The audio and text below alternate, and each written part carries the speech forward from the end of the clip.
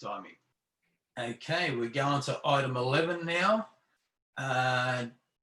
Jody Toomey, are you online? I am, yes. Yes, please. Right, bear with me whilst I find my notes. Okay. I am in support of the notice of motion against the New South Wales Religious Freedom Bill as tabled by Mark Latham. I just want to say that religion, and Christianity in particular, has been the societal default for over 2,000 years. It currently informs policy at a federal level. It has sway and influence over almost all aspects of modern society simply by virtue of longevity. It's ubiquitous at Christmas and Easter. Religious institutions have shaped and influenced virtually every aspect of society. Religion has freedom, that's undeniable. It does not need more freedom than it already has. Giving it more freedom, according to the bill, would mean it would be overriding government rules. So faith-based organisations and commercial bodies would be able to challenge New South Wales government programs, policies, which contradicts their particular religion. It would be almost impossible for government and non-government employers, educators and professionals, licensing bodies and the like to foster inclusive cultures or meet shareholder, customer and community expectations.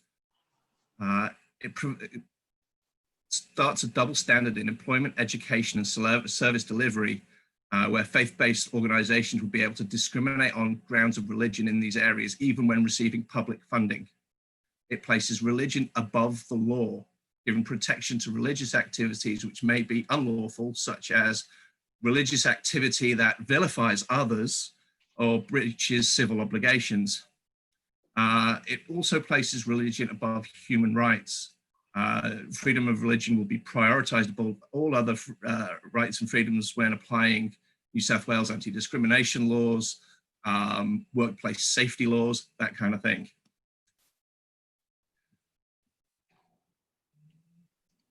This bill, yeah, we can just hear you now. Yes, continue. Yeah, sorry, I'm just trying to find the relevant section. Okay. These issues are arising because we live in a growing and evolving society, and that is telling religious organizations that the views they are espousing of homophobia, racism, gender identity.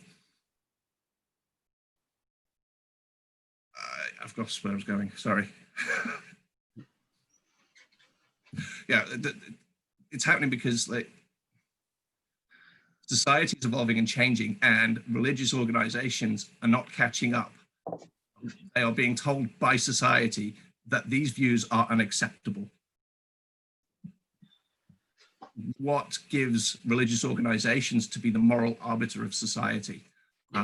What gives Christians the right to tell atheists what to do? We are in an increasingly secular society where atheists now outnumber Catholics. We make up 30% of the population. Yep. Sorry, your time's up, Jody. Oh, is it? Sorry. Comments? Can you round off your comments now? Okay. This isn't about freedom of religion. We should be looking at freedom from religion. Okay, thank you. Gassan Casey, I hope I pronounced your name right. Thanks very much. I'm Gassan Cassia. I'm the Legal Director at Equality Australia and a resident of the Inner West. Thank you for the opportunity to speak in support of the motion tabled by Councillor Lockie, urging Council to make a submission to the New South Wales Parliament on the Anti-Discrimination Amendment, Religious Freedoms and Equality Bill 2020.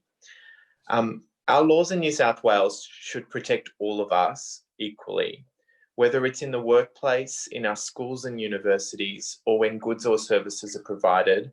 All people deserve to live, study and work with dignity. Publicly funded services should be available to you regardless of your faith, background, gender or sexual orientation. But this bill makes it almost impossible for schools, government agencies like police and professional bodies to enforce standards that ensure LGBTIQ+ people, women, people with disabilities, and people with different beliefs are not harmed by the private actions of their employees or members. This bill also contains provisions that allow powerful and large faith-based organisations to fire or refuse services, even government-funded services, to people who do not share their beliefs, adding to existing exemptions under anti-discrimination laws. And this bill allows these large faith-based institutions to challenge government policies and decisions, including decisions or policies of this council under protections which were intended to protect individuals, not entities. And in some cases, these protections would be afforded to conduct which is unlawful. It is for these reasons that Equality Australia and I, as a resident of the Inner West, commend the motion to Council, thank Councillor Lockie for raising this important issue, and ask this Council to make a submission that supports fair and equal discrimination laws that unite rather than divide us. Thanks very much. Thank you, Gaston. Thank you. Okay, last speaker is item 18, Rick Wade from Croydon. You're on. You got to unmute yourself, Rick.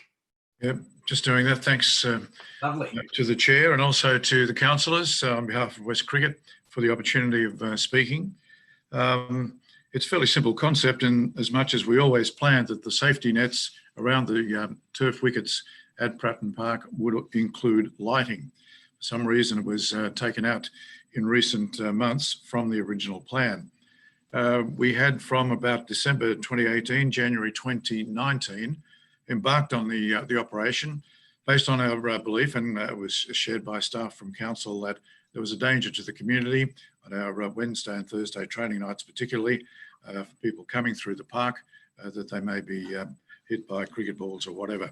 We had signage and all that sort of thing, which we still have had through all training sessions, but we wanted to enclose the nets and we wanted to put the lighting with it as part of the safety procedure. We approached reputable companies like Gabba in Brisbane, who do this sort of thing all the time, Watts Lighting, and we had the full support of Cricket New South Wales. To the end of getting 2 grants established and the undertaking from West Cricket to take up any shortfall. So our project of about $140,000 would be at no cost to council. As I said, it's always been that simple concept of the nets, the protective netting, and the lighting to happen. To take the lighting out would mean duplicating the work at some point in the future, even damaging the original work if it was a second stage.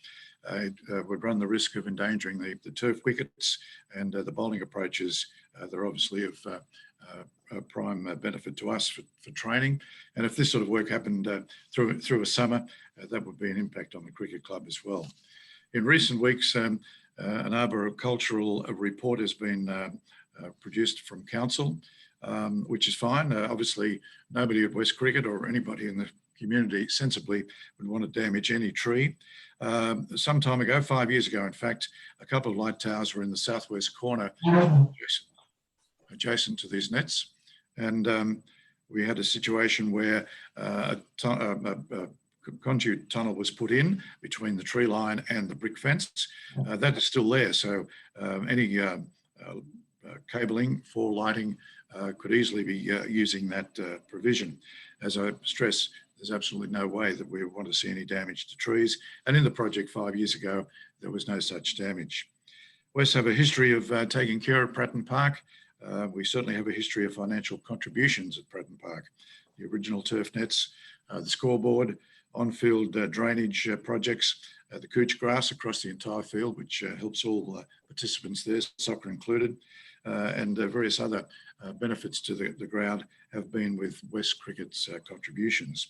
We make substantial lease payments as well. So we're not looking at any sort of financial support, and we simply go to the logic and the common sense of, if you're going to do the project as it was originally envisaged for the safety of the community, the lighting is a must. It should be included. Thank you, Mr. Chair. Thank you.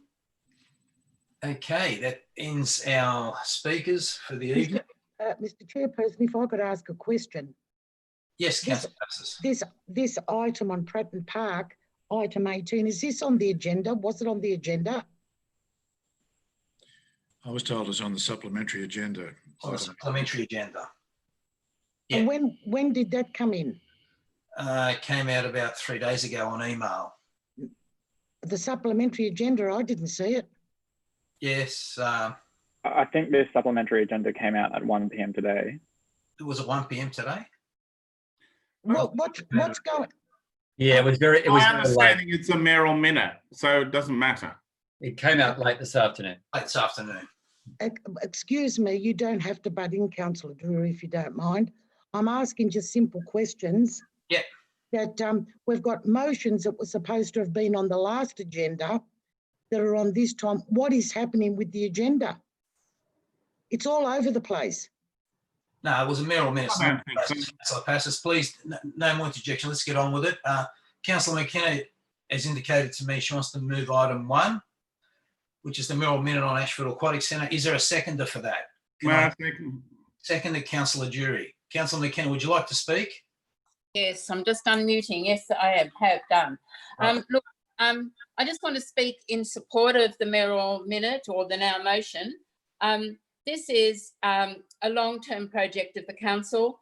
15 years I've been involved in this project. 55 years, this pool has been called the Ashfield Municipal Pools. All through this long gestation period of the project, it's always been accepted that it would be the Ashfield Aquatic Centre. Clearly, there's a lot of people that have been involved in the pool over many years. And this campaign by the group that we have heard speakers from tonight, it just came out of the blue. Just about 3 or 4 weeks ago, we started to get emails about naming the pool. I know that some of the other councils have named their pools after the significant people, but Leichhardt, of course, has never, and it's been Leichhardt Park Aquatic Centre, and it's always been accepted that we would be Ashfield Aquatic Centre. It is, it belongs to the people of Ashfield. It belongs to the people past, now, and into the future. It's their pool. That doesn't stop us from having this discussion as proposed in the mayoral minute, to look at what we can do to acknowledge key people that have had a lot to do with it over the years. The groups that the mayor has selected are all people who have long history associations with the pool, now, currently, into the future, and in the past. I believe the book that the Ashfield Historical Society have written on the pool goes to 200 pages. I believe I haven't seen it, but I believe it is going to be a great book and a great addition to their long list of historical publications that they've made. It is really important that we keep our Ashfield pool name. We also need, or Ashfield Aquatic Centre, but we also are prepared to look at some of these key contributors, and many of them in a voluntary capacity. You know, we all know Warwick Webster was a good bloke.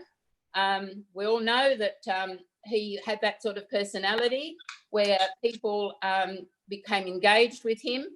But at the end of the day, he was running a business at Ashfield Pool. He did a great job. He taught lots of kids to swim. But there are also people who have spent 20 and 30 years as volunteers running things like the swim club and the water polo club. So really, there are so many people we could acknowledge, but and I think that's the group of people that have been asked to, that have been suggested, are the key people that can do this. Thank you. Councillor Jury, would you like to speak now? I would like to speak next. Thank you. No, I would like to speak. Yep, okay, all right. I believe Councillor McKenna's put the position succinctly and accurately. I'll leave it there. Thank you. Councillor Passis, would you like to speak? Yes, I knew Mr. Webster, and I know the underlying reasons why the council doesn't seem, or certain members of the council don't seem to want to come on board. There's no getting away from the fact Councillor McKenna mentioned, oh, he was running a business. Yes, well, I don't think that's fantastic. He also ran a business that gave free lessons to children that couldn't afford it. Not too many businesses are giving away free things. The whole point is, whether you want it called Warwick Webster or not, it's up to the people of Ashfield who are paying the high rates for this centre. As with the logo, it should go out to our community, the people who are the council. Councillors come and go. It is our community that should be able to name these type of facilities. We have three pools named after women. Oh, there's a bit of discrimination here. We don't want it called after a man. I wonder why. We have Annette Kellerman, we have Fanny Durack, and we have Dawn Fraser Baths. I can't see a problem with a person, and I don't think there's any other person in the Ashfield municipality that could agenda so many positive comments. No person in Ashfield, no politician I know of, that could have so many people to say so many good things about a person. There is no reason whatsoever to say, oh, our mind's made up or something's already been done. No, that is just a furphy. We have a motion on the agenda tonight about democracy in Turkey. Where's the democracy in the council that this councillor is sitting on that's talking about democracy in Turkey? It's not existing. In a democracy, democracy is people. It is not a select group of people. It is the residents. This council has a very, very bad track record of riding roughshod over their community. The community that is supporting this council by way of the councillor's allowance, by way of the staff members that work here. If our community didn't pay, there'd be no council. If you're really talking about democracy and the right thing, this must go out to the people. Thank you, Councillor Passes. Councillor De Cruz. Yes, so I've sent an amendment because I think that the consultative committee is, the subcommittee which is being formed should have a representative from the petitioners. There's quite a significant group in them. And I think they will bring a different perspective to the naming. I know they've expressed a strong opinion that it should be incorporated into the pool should be, the entire pool's name should be modified. But for the same reason, I don't think we should preempt the work of this subcommittee and also the community consultation, because I presume what will happen is there'll be a recommendation and it will go out to community consultation. So I'm moving the amendment, and I hope I have a seconder, that we recognise the petition that's been forwarded to us of 508 ex-students of Warwick Webster's Ashfield Pool Swim Squads. I'll second it. Thank you. And include a representative of the petitioners on the naming committee at point 2. Mr. Chair? Yeah, I've just got Councillor Hesse next, Councillor Stamos, and then I can put you on after that. Thank you. Thank you. Yeah. So, yeah. Oh, you finished, Councillor De Cruz, sorry. So Yep. just one little thing I was going to say is that we seem to have quite a lot of formal groups on there, whereas I think there's an indication that there was 38,000 people who have been through the swimming squad over many years. So I think that group of people and the petitioners is quite a diverse group. Could I also say that I do have a concern that besides the pool, there is the gym and possibly in the community centre, which replaced the Bastable Street Hall. And it would be good if we actually think of some of those spaces as being named with some sort of diversity as well, and we don't just focus on the swimming pools.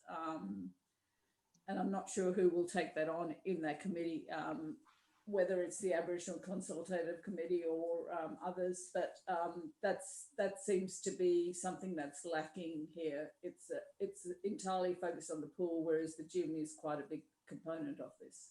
Anyway, thank you. Thank you. Councillor Hesse. Thanks, Chair. Look, I'd like to say thank you to all those people who've written in, particularly those people who supported the late Warwick Webster.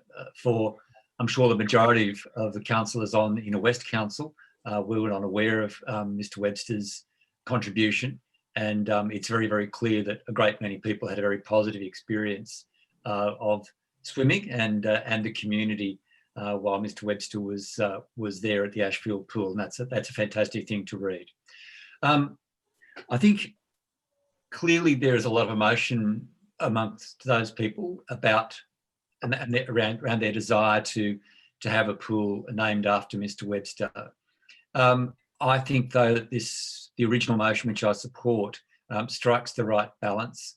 Clearly, the people who are part of the Ashfield Swimming Club now, the West Water Polo Club, the Ashfield Historical Society in particular, and indeed the Aboriginal Consultative Committee, contain members of our community, our broader community, and particularly those interested in Ashfield and the pool.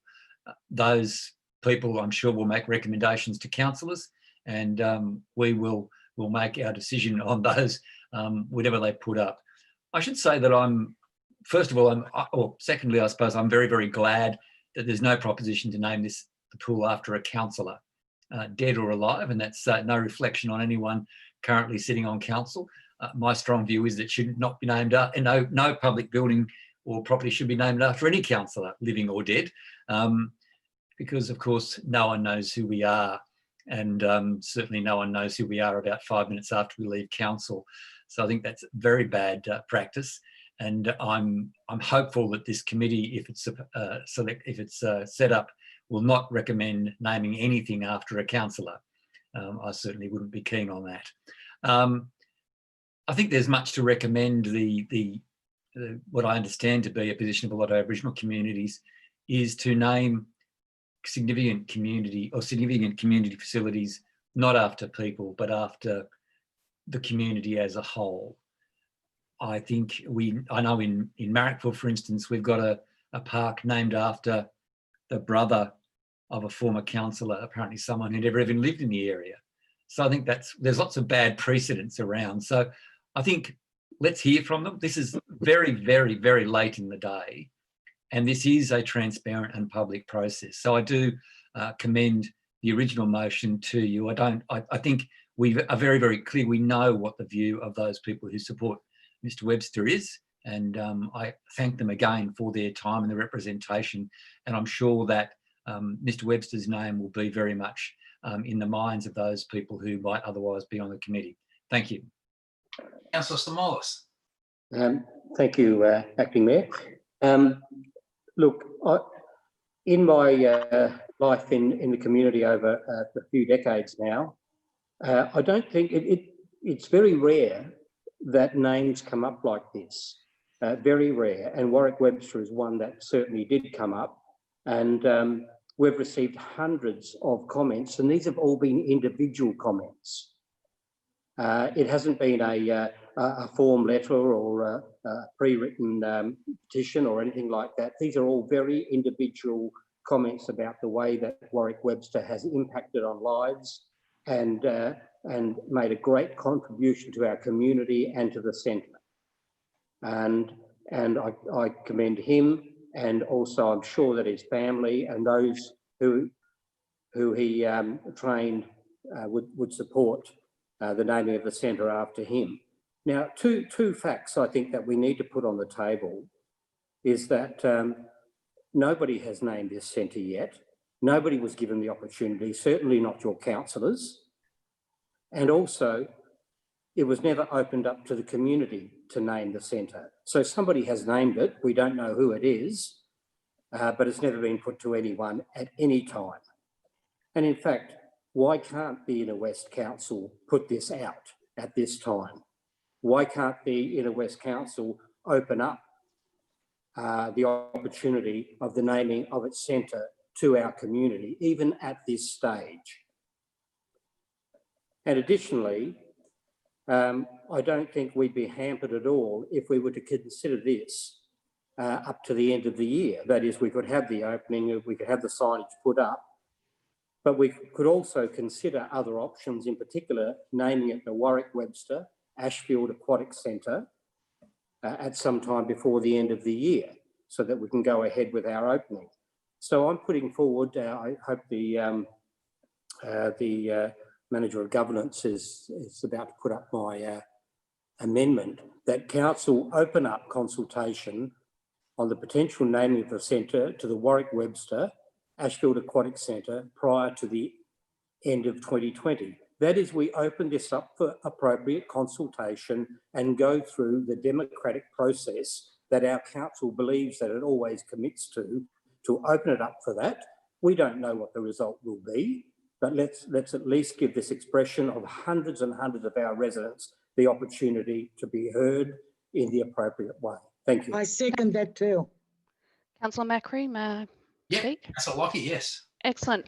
Look, if I can just put a question on that kind of theme to the relevant officers through you, Chair, just to get a sense of, given we're a couple of months away from the opening, how far things have, what's progressed in terms of things like signage, branding, materials, what impact that would have on council from perhaps a financial and an opening standpoint were we to look at implementing that amendment from Councillor Stamalos.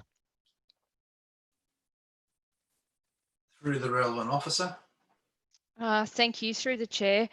The signage and branding design for the pool is complete, and the signage supply tender has been awarded, and the signage is actually in production at the moment. So there would be substantial cost in making modifications to the overarching name of the pool.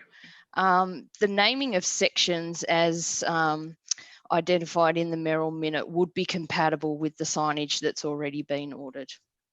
Okay.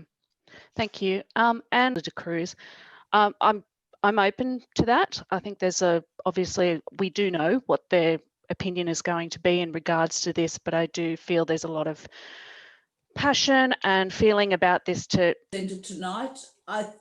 I'm not sure if it's the same group, but there's actually a Facebook group and there's the petitioners. So I guess it would be the people who've organised the petition, and they could consult within themselves. Just a minute, could I see it? Maybe I would nominate Zoe Flannery. I would be happy with that. Yeah, well, the lady that spoke tonight, why not nominate her? And there seems to be a bit of gender inequity in the committee anyway. It seems to be male dominated based on the speakers. Okay. That sounds amenable, but has anyone spoken to Ms. Flannery to ask her if she would like to do this? Yes, I did. Yes, okay. I did. Yes. Well, perhaps. Sorry, I should have said. Yes, I did. I said, would you? And so I actually sent a note to the mayor suggesting that inclusion, but obviously now the mayor's not here and there's the opportunity for amendment. So that's, okay. Since we're not nominating names for any of them, I think we don't need to do that in the council meeting. Okay. Why all not? right, I'll leave that because I can see Councillor Drury is losing the will to live on my screen. Look, I would just like to thank everybody who has written to council, petitioned council, spoken to us on this matter. It's clear that Mr. Webster had a huge impact on many people's lives, and there should certainly be some form of recognition given to that. I guess I am concerned, and I did speak to Ms. Flannery about this earlier today as well, that my concern is that, as Councillor McKenna has said, this has been 15 years in the making, and although it's not come to our council in terms of what the naming should be, I certainly can't speak to what has happened in that previous 15 years, and I certainly have never heard it referred to anything but the Ashfield Aquatic Centre or the Ashfield Municipal Pools. And I think we heard earlier tonight that while Warwick Webster undeniably made an enormous contribution to the area and to the pool and to people's lives, that there would certainly be, were we to open that up to consultation, he would not necessarily be the only name we would have to consider. So that adds a whole other level of complexity and delay to this project that has been a very long time in the making. May I speak to the amendment of Stamoulis?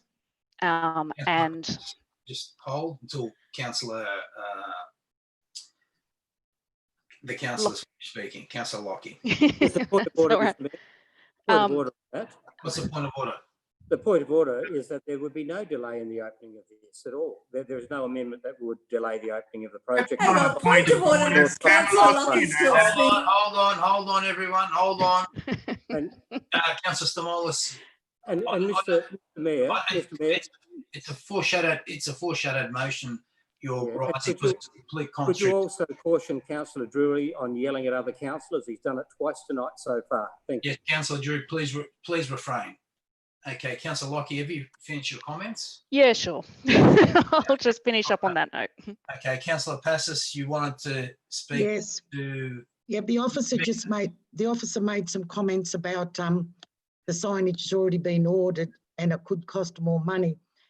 Adding Warwick Webster to the top would not take away from what we've already spent. And can I raise a point of order, Chair? Contrary, if I recall correctly, sorry. So, Councillor Kiat, what's your point of order? If I recall correctly, Councillor Passis already spoke to the item. I remember a reference to Turkey, so I'm sure that was her. No, that was in the original motion. She's speaking to the amendment. I'm speaking. So we're allowing speeches to each amendment? Yes, we do. I second it. The point is, it was never, ever resolved at council, the former Ashfield Council, that the new pool's name, never. It was never said that it was going to be Ashfield Aquatic Centre. It was never said, the name has never, ever been mentioned. This has been decided in-house by who, I don't know. It's never been known to say that the new pool was going to be called that. Never, ever. Show me the minutes, show me the resolution, and show me when this issue ever came up about the naming of the new swimming pool. It's never come up. I've been around for a long time. You only have to look at me to know I've been around, and I also have a very good memory. Okay. Are there no further speakers on this? I'd like to put it to the vote. If there's What no, are we voting? we're voting on the amendment first to see if that will be included into the motion. There's two amendments. Which one first? There's one foreshadowed motion, which will only come into play if the motion fails. Okay. Okay. So the first one is the amendment, which is Point of order, Chair. Is it possible to second both an amendment and a foreshadowed motion? Yep. I'll have to ask the officer for that. Yes. Ian, can you let us know if that's possible? Through the chair, yes, that is possible. And have we had the right of reply? No, I offer the right of Still on reply. the Councillor amendment. McKenna, did you want to write a reply? You're not, unmute yourself, please. Councillor McKenna, unmute. You're muted. But we're just dealing with the amendment. Yes. So I'll have a right of reply after, will I? Well, before we start the voting, we should have the. No, you should have debated it at the time, asked to speak at the time. You can actually have your right of reply now, Councillor. All right. Thanks for that. Look, there's a couple of things. The signage is done. We've heard that. The reason that there was no naming for this pool is because the name was never changing. It is Ashfield Pool. It's always been known as Ashfield Pool. And Yes, but now it's called Aquatic. But now it's called Aquatic. Point of order, Mayor. But point of order, unruly behaviour. I ask you to ask Councillor Passis to desist. Councillor Drury, please let me handle this. Councillor Passis, please don't interrupt Councillor McKenna while she's trying to have a right of reply. Councillor Kerner, can you please continue? You will recall that prior to the amalgamation, this was to be a renovation of the Ashfield pool. It was not to be a new pool. It is still partly the old pool. The indoor pool is still the existing pool. It has always been known over this time as, and then it was being called an aquatic centre instead of pool, municipal pool. Obviously, it can't be municipal pool because we're no longer a municipality, and we were changed to Ashfield Council some years before the amalgamation. The signage is done. The other thing I just want to comment on is really, it's fair enough. People have an idea that we should be naming things after local people, and that's their prerogative to have that idea. But really, I think the times are gone when we want to name people, and certainly not after politicians or councillors. And I can't recall anything in my time on council that has been named after anyone other than a couple of things in relation to people in the community. So I would support the motion as it is. What was the mayoral minute, where it clearly says the Ashfield Aquatic Centre, and we'll have a look at the naming of some of the things. There's a great grandstand, there's the gym, there's a whole lot of various spaces in there. There's several pools, and there's certainly a place for the work of the committee. Thank you. Thank you. Okay, so I'll put the amendment. You're against. Councillor McKenna's against. Councillor Stamoulis is against. No, I'm for. You're for? I'm for the De Cruz amendment. Yeah. For the Cruz amendment. Councillor Hesse is for. I'm for. Is for. Councillor Skander, you for or against? For? He said for. For. Up. Thumbs up. And I'm actually for. I'm actually for it as well. Yes. Yes. Sam is for it. Councillor Steer is for. Okay. So I'll say, okay, well, I'll be for as well. I think people should be represented. So we'll count that up. What have we got here? Have we missed anyone? Councillor Lockie for. So Okay. we've only got McKenna and Drury against. No. No. Councillor Hesse, Councillor Jury, Councillor Kiat and Councillor McKenna against. Okay. Okay. Declare that part of the motion. It passed. All those in favour of the motion now, as it stands, is that unanimous? Are there any dissenters from the motion? Can I just hear your voice if you're a dissenter? No dissenters? So carried unanimously. Okay. What's carried unanimously? The motion with 0.5, the addition of the amendment from Councillor De Cruz. No. Yeah, well, I have to, but I'm really against the mayoral minute. Well, okay. Well, it's there, Councillor Passos. Okay. Item number 2, inquiry into Stronger Communities Fund. Is there a mover for that? I'll move it if you like. Councillor Hesse moves it. I'll second it. Seconded. What was that voice? Councillor Lockie. Yes. Okay. Any discussion on this? I'm happy to speak to it briefly if you like. If it's brief, it's good. Yeah, try my best, Vic. Look, I strongly support this. I thank the Mayor for bringing this to Council's attention. As councillors and community members will know, there was a so-called Stronger Communities Fund set up by the state government to assist councils that had been amalgamated. Funnily enough, though, we weren't, Inner West Council and Canterbury Bankstown Council, the two biggest amalgamations, weren't advised of this fund and received nothing. As councillors will know, and I'm sure many of us who informed our community, the amalgamation has cost us, our community, a significant amount of money and disruption. And frankly, the money that's gone, this is public money, has basically gone to Liberal and National Party electorates, particularly Hornsby, to fix a problem that Hornsby Council had. Hornsby Council was not amalgamated. So I think it's timely. I strongly support this motion and ask all councillors to do so. And I think on behalf of our community, we need to let the state government know that rorting the system is not okay. Thank you. Okay. No further speakers on this? Yes, May I speak? I'd like to speak too, please. Okay, I heard Councillor Jury first.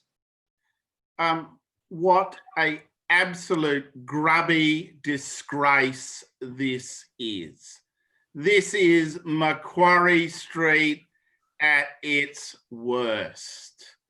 This is just despicable, and this Premier has overseen just a really tawdry little exercise in flipping a whole bunch of dough to Philip Ruddock, who she owes a whole lot to get her where she is today. This is just a disgrace. We should call out each of these disgraces that come out of Macquarie Street or that come out of Canberra for what they are. All of our communities are in need of money to maintain and upkeep our facilities. Report after report has shown that local government, particularly in this state, but around the country, does not have an adequate funding model for us to provide the services and to maintain the facilities that our community want and need. And so to provide some councils with this sort of assistance and not others just shows what a grubby bunch is running this state. Okay, thank you. I would like to speak. Councillor Passis, please. I think those comments were inappropriate, given the fact that the government has given this council so much funding. I don't know why the council really sounded so desperate. The three former councils said they were all fit for the future. They shouldn't have been amalgamated. Everything was hunky-dory. We didn't have an infrastructure backlog. Everything was fantastic. We should never have been amalgamated. So why do you want, so why are you so upset? First of all, may I say, if that's what you're saying about the state government and the pork barrelling in Liberal seats, let's also add to this, I'd like a full independent investigation in how much pork barrelling Labor has done in Labor seats when they were in power. I've got a list as long as my arm, and in this electorate and in the seat of Grayndler. So please, he who is without sin, cast the first stone. And please don't be so indignant, because the funding we're even giving out now in our local government area is not fair either. It goes to certain groups and not to others. So please, with this holier than thou attitude, this indignation, oh, I'm so upset. And to call the state government grubs with how they've addressed this COVID-19 virus. Point of order, Speaker. I said grubby, not grubs. Is absolutely disgusting, and you should retract that. Okay, Councillor Passis, is that all? Acting Mayor? Yes. Councillor Stamoulis, please. Acting Mayor, this is symptomatic of the way the state government has treated the mergers right from the very beginning. It dumped its merger policy. It dumped the merger policy a year afterwards, leaving those handful of councils like ours having to face the merger, the great uphill slog of merger, which was not thought through.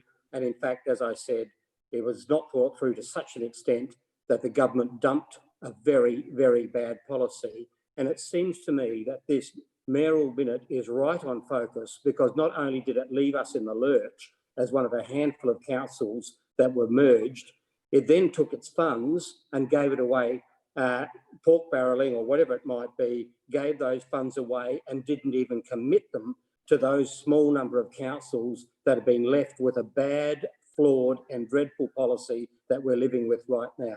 So I'm going to support this Mayoral Minute. Thank you. Any further speakers? If there's no further speakers, Councillor. If I can just have a right reply. Yes. I will be brief. I note that Councillor Passis often cries poor. The failure of Councillor Passis to support this motion will demonstrate to our community that she's not serious about getting more money for our community. This amalgamation, as I said at the beginning, has cost our community millions and millions and millions of dollars of wasted money. Money that has not been spent on delivering a single thing to our community. To not stand up for our community and insist that we get a fair share of the public purse in this community is very, very sad reflection on Liberal Party members. So I'd hope that Councillor Passis might have a change of view and support this motion. Thank you. Thank you. All right, all those in favour of the motion, please raise your hands. I see Councillor Jury, Councillor McKenna, Councillor Mollis, Councillor Hesse, Councillor York, Councillor Skander, Councillor Kiat, Councillor Rasidi. I can't see your hand. Are you up or down? Up? I'm down. You're down? Okay. Councillor Steer is for. Is for. Councillor Lockie, I believe you're up. Yes. Okay. So. And the Cruz Councillor Passis. And the Cruz. Councillor Passis is down. Councillor Passis is down. Councillor Rasidi is down. Look, I'll be supporting the motion minus the colourful language. Okay. Matter dealt with. Councillor Macri, Yes. just a point of process. A couple of times tonight you've been referred to as the acting mayor. The No, only person chair. mayor Acting chair. is your councillor, and no disrespect to you No. as a former mayor, but you would know that. So maybe we ask Councillor Stamolis to refer to you as your proper title, Councillor Macri or chair. Councillor Macri's fine. Thank you. Oh, maybe you'd like us to still call you mayor. Maybe that's it. Point of order. So order, please, order, please. Let's just move on to the next item. Okay, it's the ICARE petition. I'm happy to move that. Happy to second that, Councillor. Councillor Cat. Any discussion needed on this? I'll just say that, like the previous item we discussed, is an absolute disgrace from this Liberal government. I think that I'm very encouraged to see that the USU, that represents a lot of our staff here, are right on this issue, because I think this government will do anything it can to try and obfuscate its responsibility with respect to ICARE. Liberal government is totally responsible for the rorts that have gone on there, and in simple terms, the money of injured workers has been stolen by people earning in excess of $300,000 a year and paying for the political staff of the treasurer. It's an absolute disgrace, and every working person who knows how important the workers' compensation scheme is should be absolutely outraged at what has happened here. In my own professional life, I work for a union that represents paramedics who unfortunately suffer a very, very high rate of injury at work, in particular psychological injury, as well as physical injury. And they're outraged at the fact that the money that is meant to protect them in their time of greatest need has been stolen. It's just simply outrageous and disgusting, and we should add our voice to that of the USU and other unions that are actively campaigning now that this issue has come to light. Thank you. Are there any further speakers on this? Yes, I'll be speaking against this, because if it's the unions are outraged, I would have to speak against it. Okay, Councillor The Passis. union's been outraged. My God. Chiquita, what did the union sell out the workers under Mr. Shorten? please. The unions are outraged. Even the aged care workers, the union sold the workers out. Please, you're outraged, Mr. Union Man. Councillor Passes, please keep your comments to the item and not the Excuse me, I did keep it to the item. If the union's outraged, I just do not believe it. Okay. Any further comments? No further comments. I'll put that to the vote. I think Councillor McKenna had her hand up. I wanted to know who was the seconder. I moved it. Tom seconded it. Oh, thank you. All right. Okay. All those in favour, say aye. Aye. Those against? Now, who's against it? I'm against. I'm against. Councillor Passes is against. Okay. No one else against? Chair, I'd like to move that we defer and receive a further report on item 4. And I'm happy to speak to it. I'll just see if there's someone prepared to move the motion first. Sorry, are we up to item 3? Sorry, not item 3. I'm referring to the 4th mayoral minute, and I'm given that it's a standing item, not a mayoral minute. We're just voting on the other thing, Tom. Can you wait? I think we completed the voting on that. Exactly. Wait. You tell everyone else to. No, hold on, everyone. Hold on. Look, I'm going to move the mayoral minute, seconded by Councillor Jury. Okay. Now I'll open to discussion. Tom, you'd like to move something? Mr. Mayor, Would you or do not Councillor have Jury the like right. to speak? Mr. Chairperson, Yes. we don't. The last vote. How did the last vote go? The last vote was done. It was you against and everyone else in favour. Okay. I didn't hear the voices and I didn't see the hands. I scanned through the faces and the hands, and I asked anyone else who was against it. Okay. So, Tom, you want to say something? Sorry, shouldn't, hang on. As a mover and seconder should speak first. Okay. Would you like to speak first, Councillor Jury? Yes, thank you. Thank you. All right. Yeah, look, I am thankful for the Mayor for bringing this forward. The Western Suburbs District Cricket Club has been working with the Old Ashfield Council and now the Inner West Council on the upgrade of Pratten Park for a considerable period of time.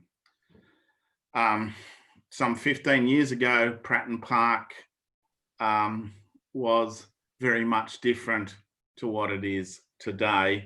And a large part of that has been the work done with the Western Suburbs District Cricket Club and the Canterbury District Football Association, along with the Bolo and the Tennis Club. What is being proposed here is to crack on with this work and to get it done. It's work for which the funding has been obtained by the club from other levels of cricket. And basically why I believe we should deal with it tonight is because we want the work to start such that it's ready for the cricket season. So often with these sorts of projects, organisations work on them for a period of time in order to get them ready for a new season. And that may not mean a lot to a lot of people, but it means a lot to those clubs who do work on things to actually have them ready to have that sort of boost at the beginning of the new season. Now, so I would support going ahead with the proposal for the upgrade and the net light strip at the park. I support us using some of our... I'd like to speak. Yes, Councillor Passes. Councillor Passes, could you wait until I finish speaking before you indicate that, or did you just enjoy interrupting me? Councillor, please don't engage, just no problem. Okay. Well, can we have Councillor Passes put on mute when she's not speaking, please? No, we can't do that. Councillor Passes, please, you will get your opportunity to speak. Please just wait till the council's finished and then you'll get your opportunity. I'm sorry, but I didn't know how to get your attention. And the other way, you can't see my hand. I know, but I will ask for any other speakers, don't worry. All right, I was next. All right. Councillor Tom Kiat's next, and then you're after him, okay? Yep, Councillor Jury, continue, please. If Council Passes have any other interruptions, or can I? Please don't make it any worse, please. Okay, well, thank you. So where I was up to is, okay, this will have some impost into a financial expenditure from council, from the arborist team.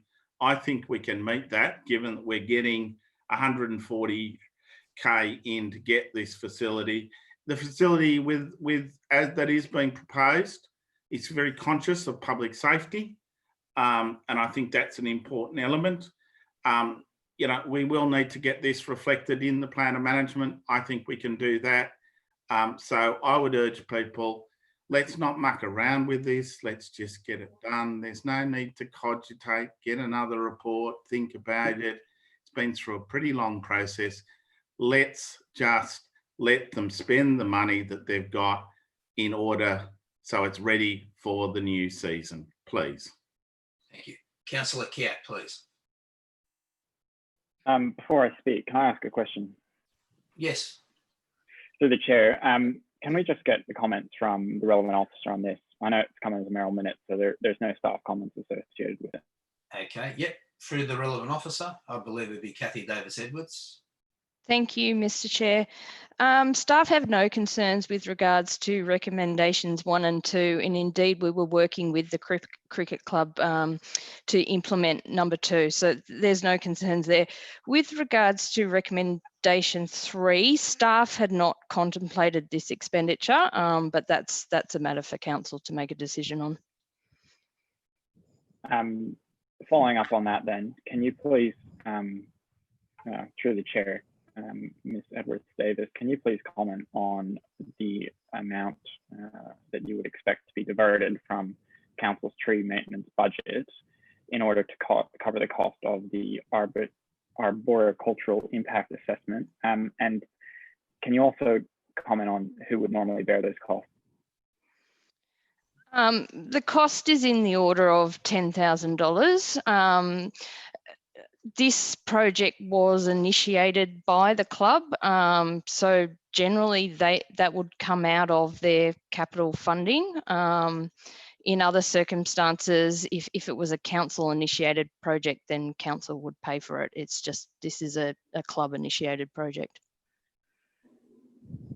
And just to clarify through the chair, do council officers have a view on whether council should allocate funds from the tree maintenance budget to covering the costs associated with the arboricultural impact assessment?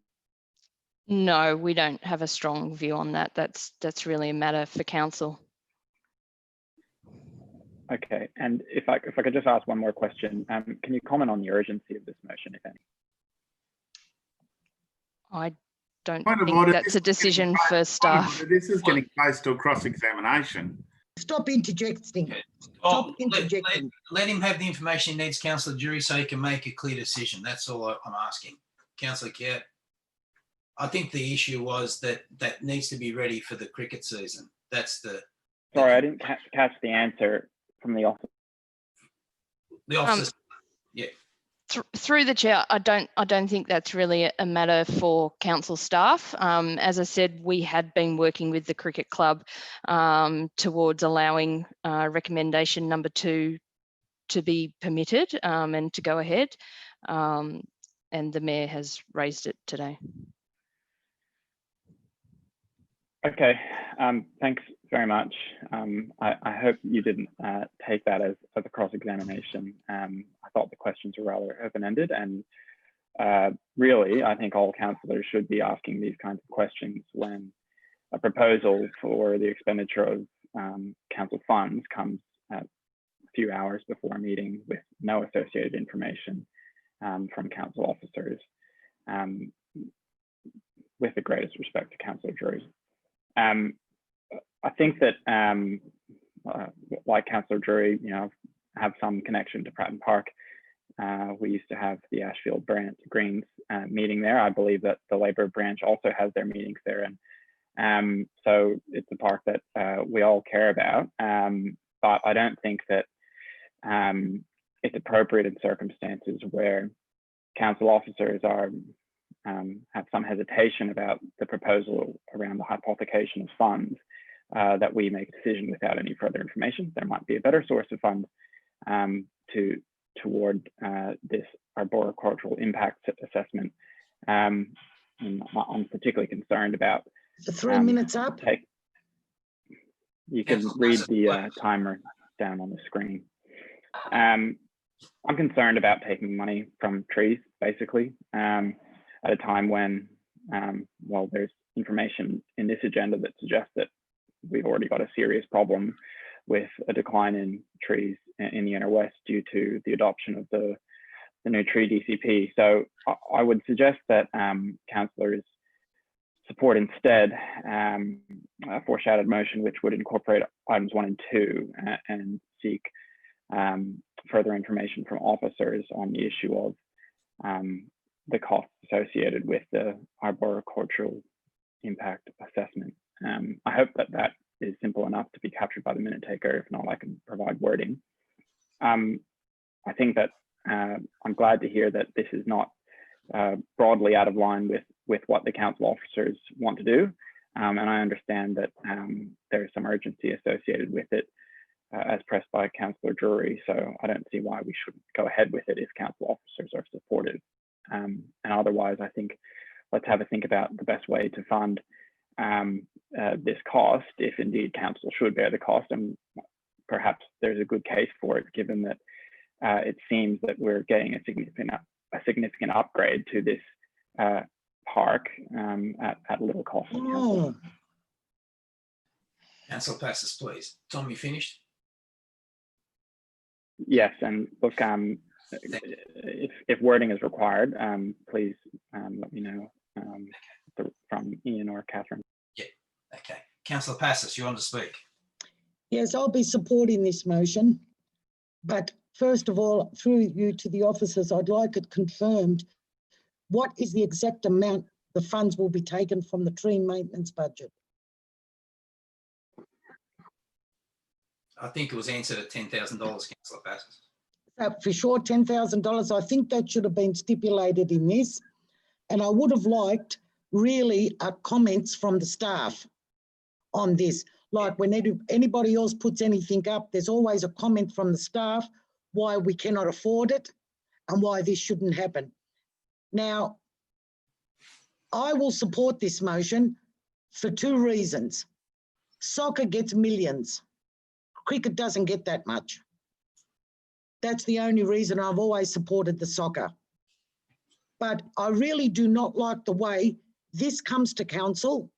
I do not like the way that Pratten Park gets 10,000 here, 10,000 there, 10,000 for music, new kitchen, the bowling club, all this stuff going on it.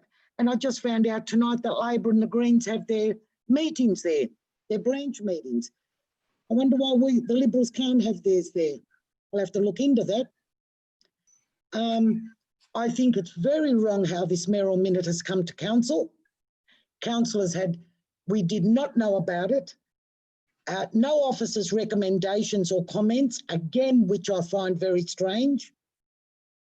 However, I will support it because, as I said, cricket does not get half the funding that soccer and the other sports get. Thank you, Councillor Passis. Mayor, this is Councillor Steer. I have a question for the staff. Yes. Yes, I'd like to go back to item 3 for a moment. I would like to clarify that the sum of $10,000 from the tree maintenance budget will be used to actually maintain the trees at Pratten Park in accordance with item 7 of the arboriculturalist report. Is that correct? That it won't be used on anything else? It will be used to maintain and protect the trees that are there? Through the relevant officer. Kathy Edwards-Davis.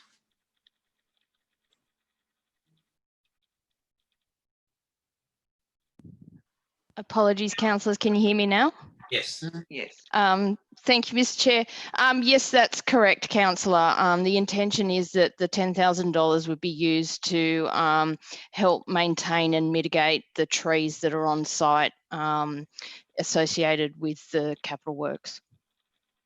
Thank you. Is there anything else, Councillor Steer? No, that's all. That answered my question. Thank you. Could I ask the questions? Councillor Stamoulis, I had you first. Thank you. Mr. Chair, I'd just like to clarify the arborist report, who paid for that? There's two questions. Who paid for that report and how much was that? Through to the relevant officer. Through the chair, council paid for the arborist report and I'd have to take on notice how much it cost. Okay, will we be recovering any cost or that's a cost we incur? No, that was a cost incurred by council. Okay. Oh dear. And the other question is with regards to the funding of the lights, that will be paid out of the grants, is that correct, or is that paid by council? Through the chair, that would be paid for by the cricket club as part of their grant. Okay, thank you. Councillor De Cruz. Thank you. So my question, I had two questions. One was, has there been any community consultation for the additional lighting, and will it be extending the hours the ground gets used? Through the chair, it's a good question. So there's a plan of management that's currently being developed for Pratten Park, and that will look specifically at the issue of the lights, and that will be the subject of community engagement. But no, there's no proposal at this stage to extend the hours of use of Pratten Park. Okay. And the other question was, I don't quite understand how the 140,000 was come about, because it seems to me it only included part of the project, because looking at constructing the nets involves protecting the trees, and why isn't it included in that cost? Through the chair, councillor, I can't answer that. It was the cricket club that applied for the grant, so I'm not privy to how that calculation was made. So we don't know whether it included protection of trees. It's a construction grant, isn't it? Yes, it's a construction grant, that's correct. Okay, thanks. Yep, okay, I'll just chime in. I'll just say a couple of words. I wish every sporting club did this with us and actually got funding from their peak bodies to actually improve the facilities on our grounds, because it will make our job a hell of a lot easier. And if we have to put in 10,000 to protect our trees, well, I don't begrudge that at all. I think this is a great deal for council and it should go forward as quick as possible. Completely supportive. And if the Greens and the Labor Party have their meetings out there in the cricket nets, oh Jesus, it'll be cold. I don't think that's real funny. Okay, all right, I'll put that to the vote. All those in favour? Aye. Any against? Can you voice if you're against? Against. Tom's against. Okay, I've got one against, the rest in favour. No, De Cruz is against. De Cruz is against. Will you do this in the proper manner, please? Minutes are important. Or Councillor De Cruz, are you against? Yes, because there's a foreshadowed motion which I was going to second. Okay, all right. Councillor De Cruz is against and Councillor Chiat is against and everyone else is in favour. That's fantastic. And Councillor Hesse was also against. And Councillor Hesse is against as well. Okay, so we've got 3 against. Are there any more against? Going once, twice, 3 times? We're done. Okay, we'll go to the next item, which is the community gardens policy. I'm happy to move that. I'll second that. Yeah, seconded by Councillor Stamoulis. Do we need to discuss this? Yeah, can I I just- speak? Councillor De Cruz, I saw you first. Yep.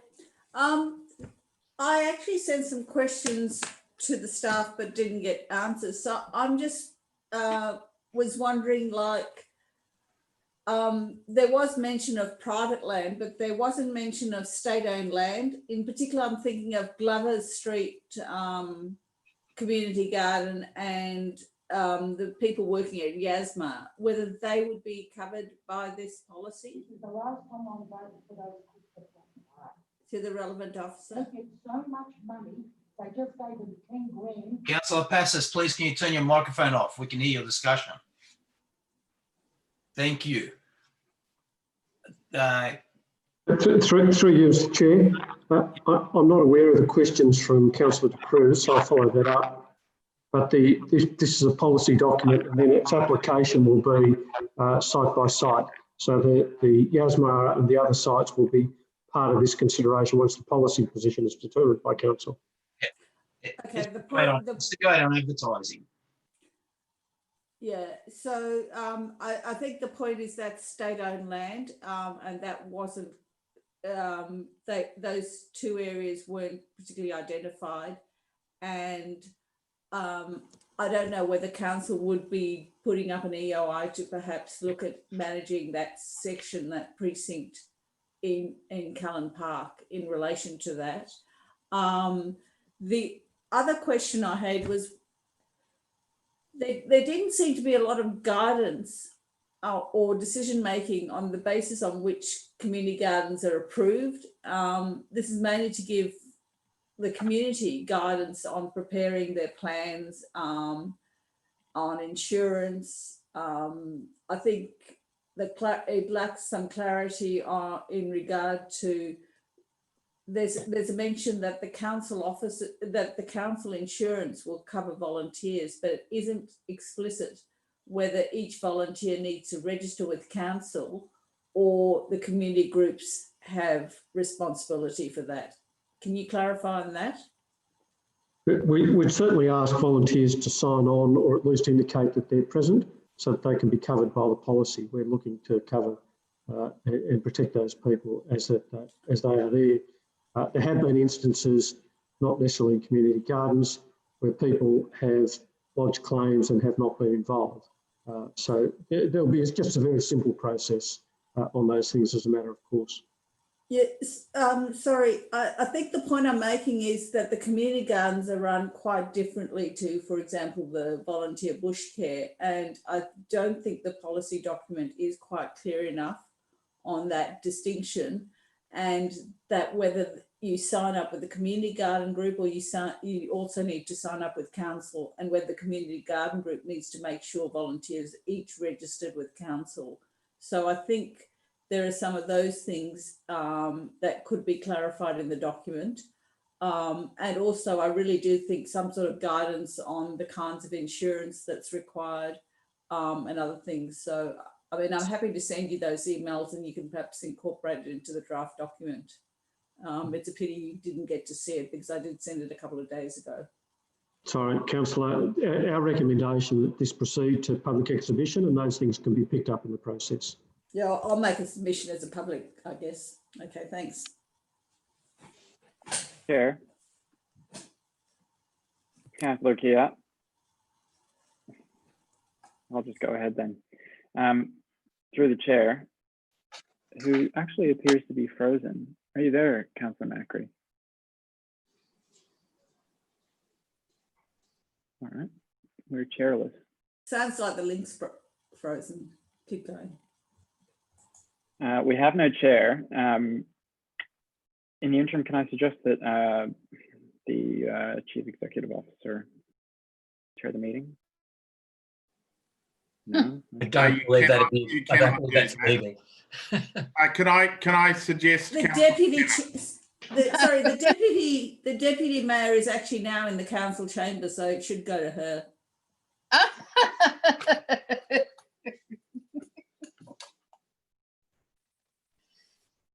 Okay, I'll take over until we can get Councillor Macri back. Thank you, Deputy Mayor. Can I speak to this item? Yes, Thanks. please. Look, thanks to the officers for bringing this forward. It's something that I know a lot of people in the community care very deeply about. I'm happy to put it on public exhibition, but I just wanted to ask a question through the chair. I've had a lot of questions actually about verge gardens, and as far as I can tell, our verge garden policy applies in the old Marrickville LGA, and I'm not really sure from perusing the website as to how the policy applies in other areas of the LGA. So I'm just wondering if we could get an update on that, and if there's any plan to have an LGA-wide verge garden policy. We've actually, Councillor, had a briefing note on it. Today? There's been a briefing note, Councillor Keir. It's Lucille. It's McKenna here. Yeah. We have Okay. had a briefing note on it not long ago. So Councillor, the proposal is to have a council-wide verge policy. It is distinct from the community gardens policy because the verge is normally just managed by the person in the local residence.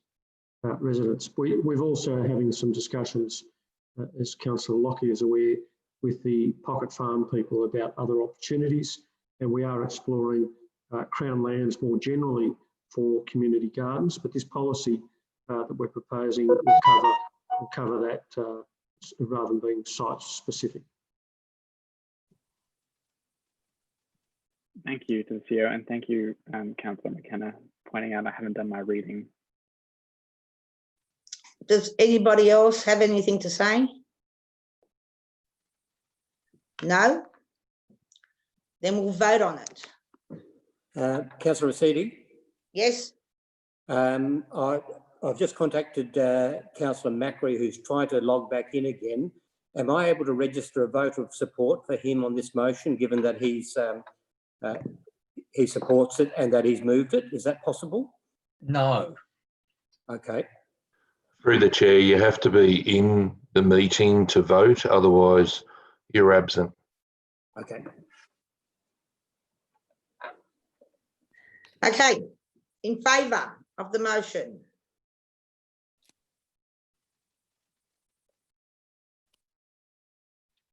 De Cruz. De Cruz in favour? Hesse in favour. Yeah. Damalis? The York, yes. Councillor Lockie? Councillor Steer. Councillor McKenna, Councillor Drury, Councillor Stamalis, are you in favour? Yeah, in favour, thank you. Councillor Keir? Okay. So it's unanimous. No, it's not. I'm against it.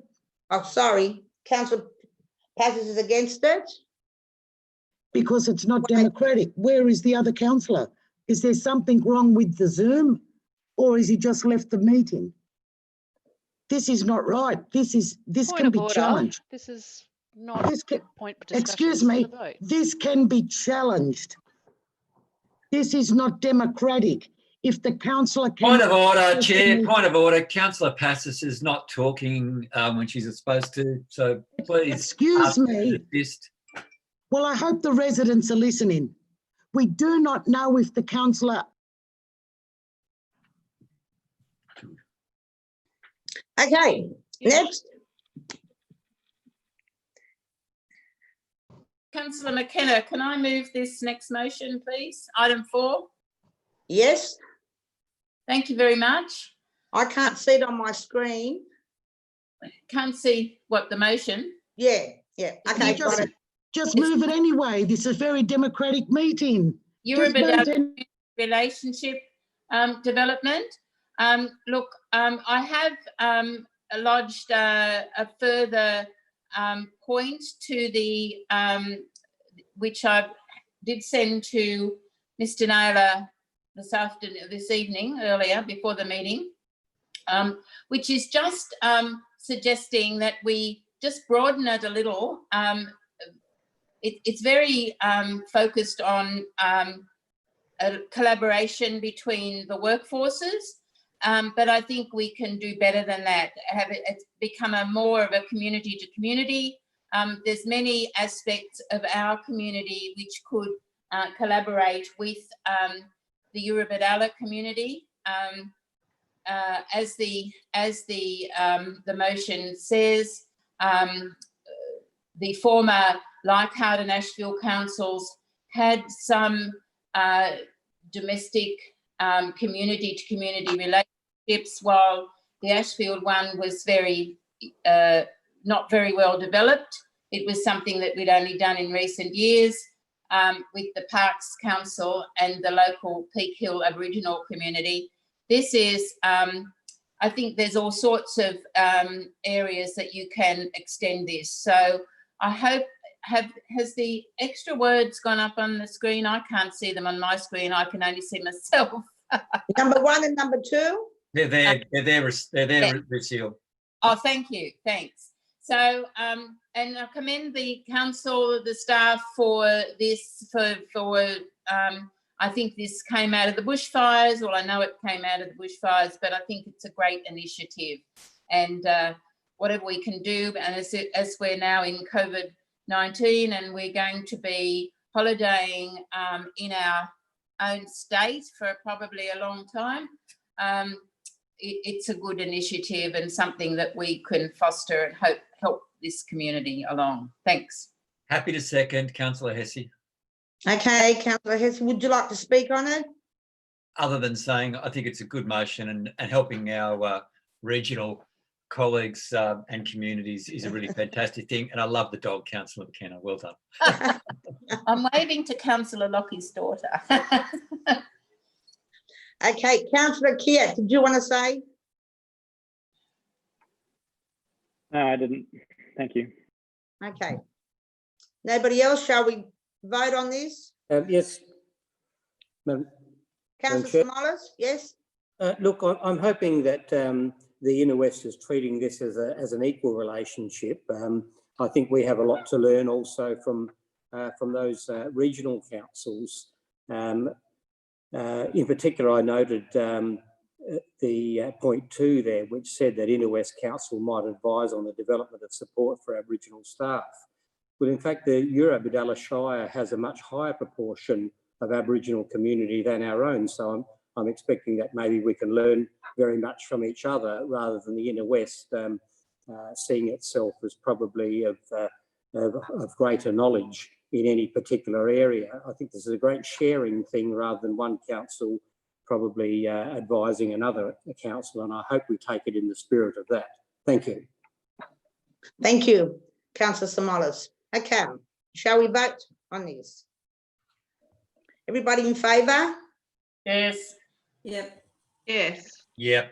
Councillor Drury, Councillor McKenna, Councillor Smollett, Councillor Kiat, yes? Councillor Steer, yes. Councillor Hesse, yep.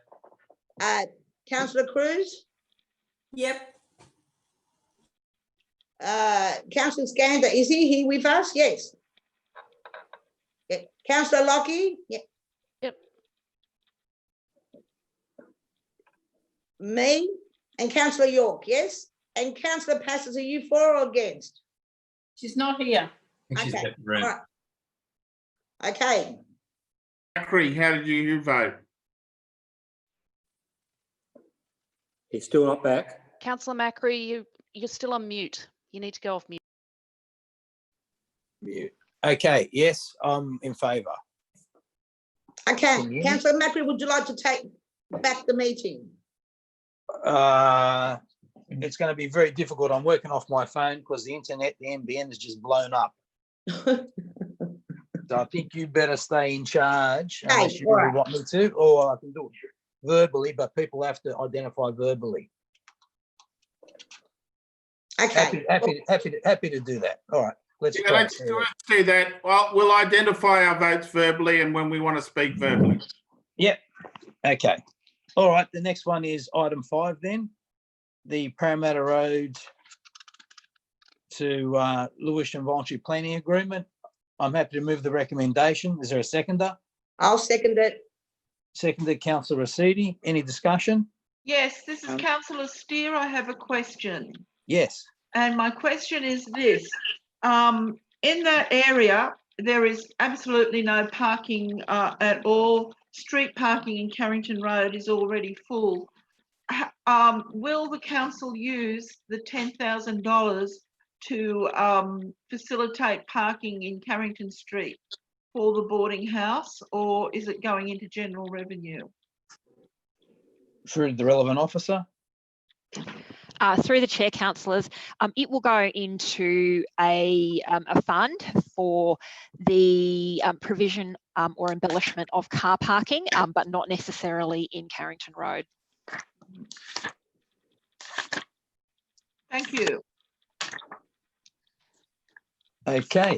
Is any Chair, further discussion? this is Councillor Kia. Yes, Councillor Kia.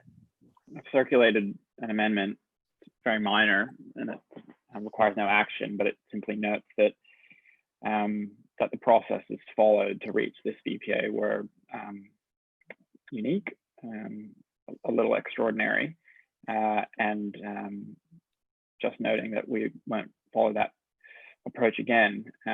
Second. I'll briefly speak to why that is. Councillors would have received advice from Ms. Richardson on how this VPA was negotiated and ultimately reached.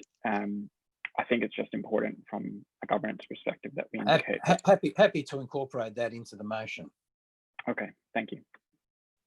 Any further discussion needed?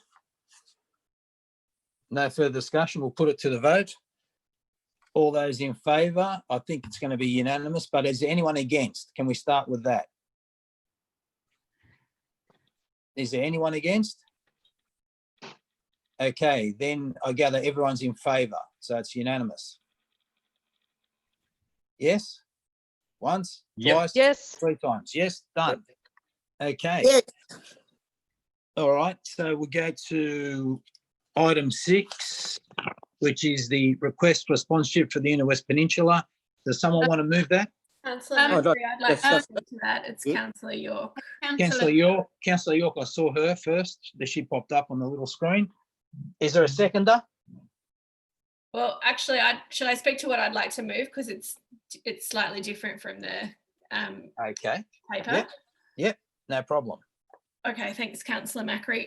I just wanted to point out, well, first of all, say thanks to the CEO for bringing this to our attention. It's good to have the opportunity to consider it.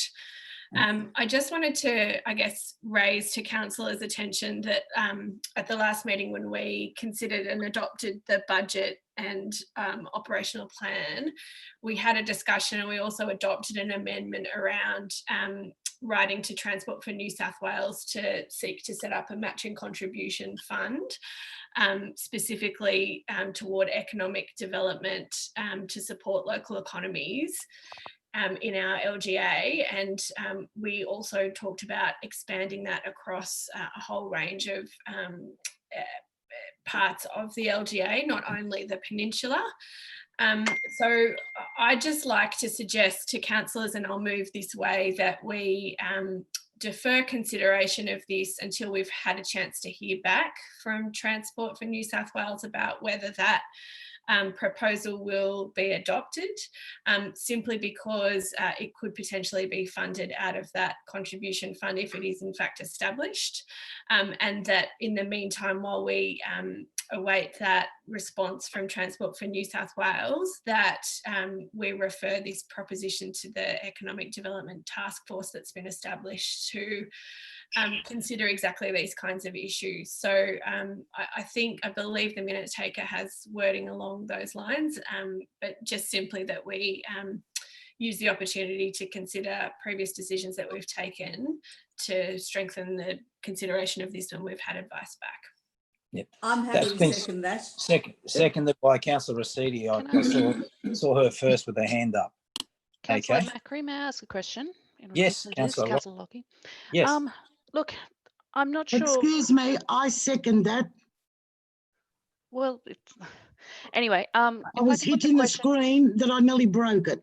Can I put a question through to Yeah, the relevant sure. officers, please? Yes, you can. Please. I know that this particular fund in relation to the Economic Development Fund that we spoke about last week is a very new thing. What's the, and I completely understand this motion is in line with the process that we spoke about last week, but what is the process for allocating funding that is going to come out of that fund? For example, obviously it will get discussed within the task force, but will decisions then come back to council given that the task force doesn't have the ability to make binding decisions? My understanding is that they put up recommendations to us. That's my understanding, but I'll let the staff answer that. Maybe I'm wrong. The chair's position is correct. It needs council's endorsement of any decision to allocate funds, and recommendations will come back from the Economic Recovery Task Force accordingly.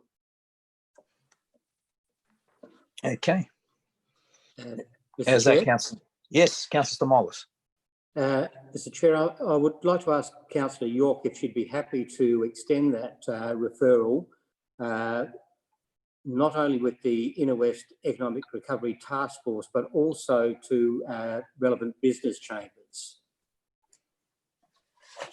Well, Councillor Stamoulis, the business chambers are explicitly represented on the Economic Development Task Force, so I suspect that what you're trying to get to would be covered by this proposition. I don't think they're not contrary at all. Okay, then I would like to move an amendment because I was approached by business chamber saying that they would like to have more consultation on this.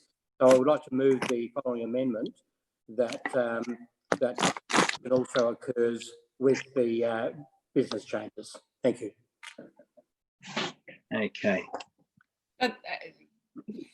Further discussion? Any other further discussion on that? Is there a seconder for Councillor Stamoulis' amendment? Councillor Hesse would like to speak, but not second that motion. Okay, That's not the amendment. It's that council consults the business chamber. I think. Councillor Hesse said he wanted to speak next. So I need to go to him. It would appear that's lapsed, so let's move on. Yeah, that's correct. So we need to go to Councillor Hesse. Thanks, Chair. I appreciate that. I'd like to foreshadow a motion that we refuse item 6, which is a very simple motion, and I'll speak to it. And I do think, I'll start off the same as Councillor York. I do thank the CEO for referring this matter to us. I must admit, I find it an interesting proposal that essentially would seem to duplicate the work of the Inner West Recovery Task Force and indeed the work of senior council staff. I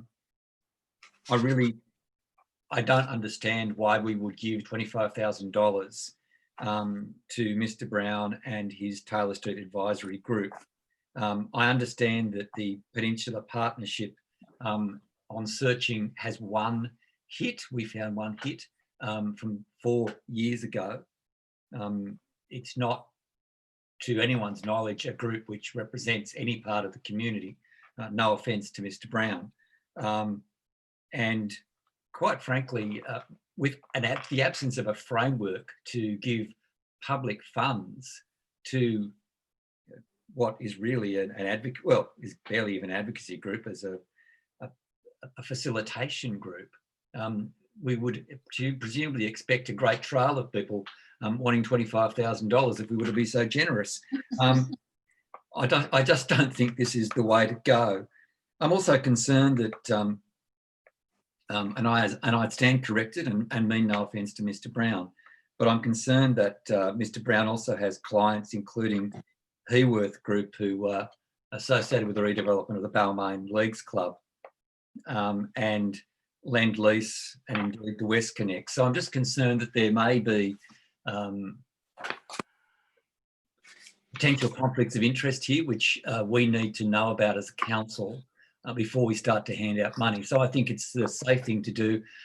I think, while in general terms, I think Councillor York's motion to take these kind of decisions back to the Inner West Recovery Task Force are in principle sound, but I think we should, as a council, simply move to refuse this request for sponsorship and ask the office to thank Mr. Brown for his interest. But really, that's my foreshadowed motion. Thank you. Okay. can I ask another question, please, Councillor Macri? Yes, please.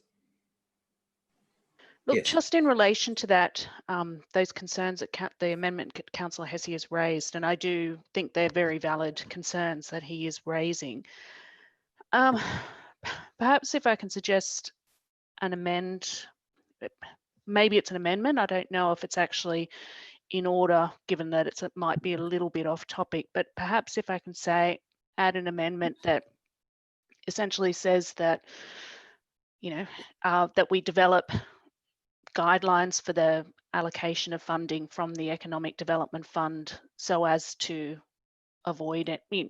This will not be the wording, but that we develop some guidelines for allocation of funds from that Economic Development Fund should we establish it, so that the task force can be guided by that, and we can be guided by that when recommendations come back to us, because we are going to get more requests for those kinds of $25,000, and that is actually what I understood that Economic Development Fund would be for, would be to be able to set up those projects. But I think it probably is good process for us to state up front that we will develop guidelines for that fund to guide our decision making.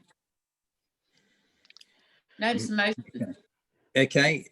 Now I heard someone wanted to Is that a speak. separate motion or is it an amendment to this one? It's a separate motion. Separate motion. Councillor Passes, can I? Yeah.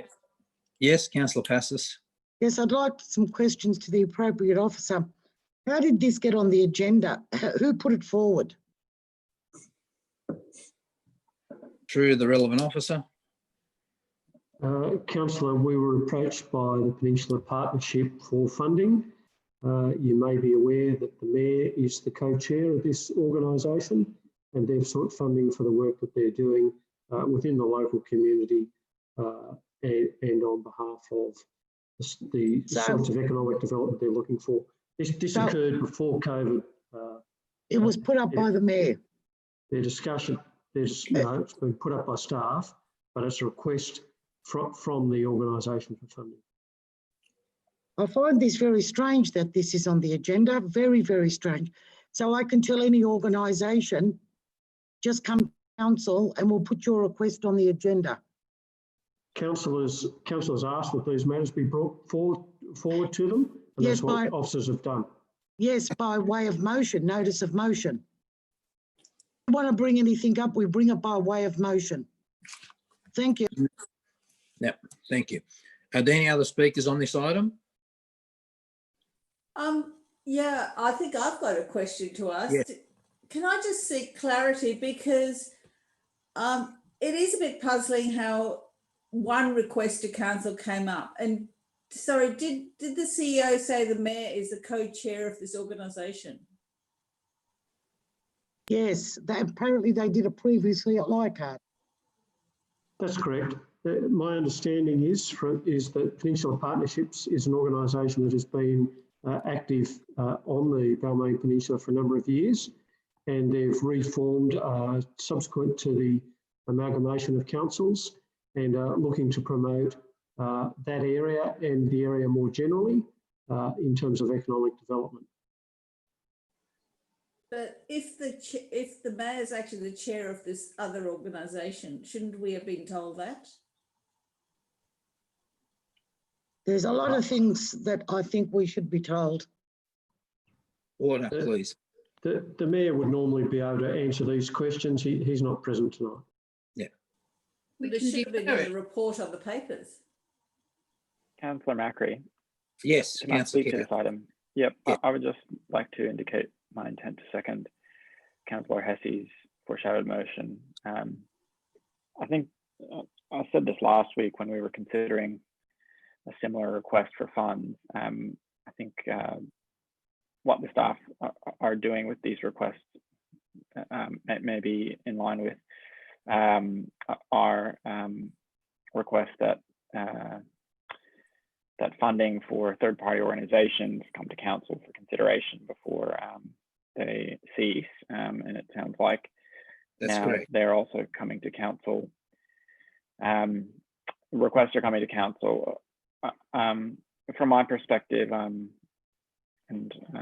I guess council officers can take this how they want.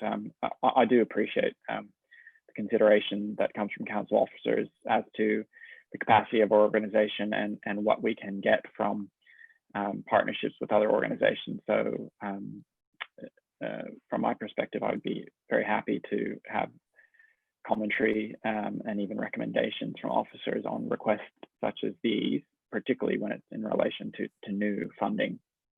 And I think that we should hasten slowly when these requests come in. We've now two meetings, and we could very quickly build up a whole set of new financial commitments based on no advice from officers and purely based on the requests which are simply reprinted in our agenda. So at this stage, I'm very happy to refuse the request until we have any particular reason from our officers that this is needed.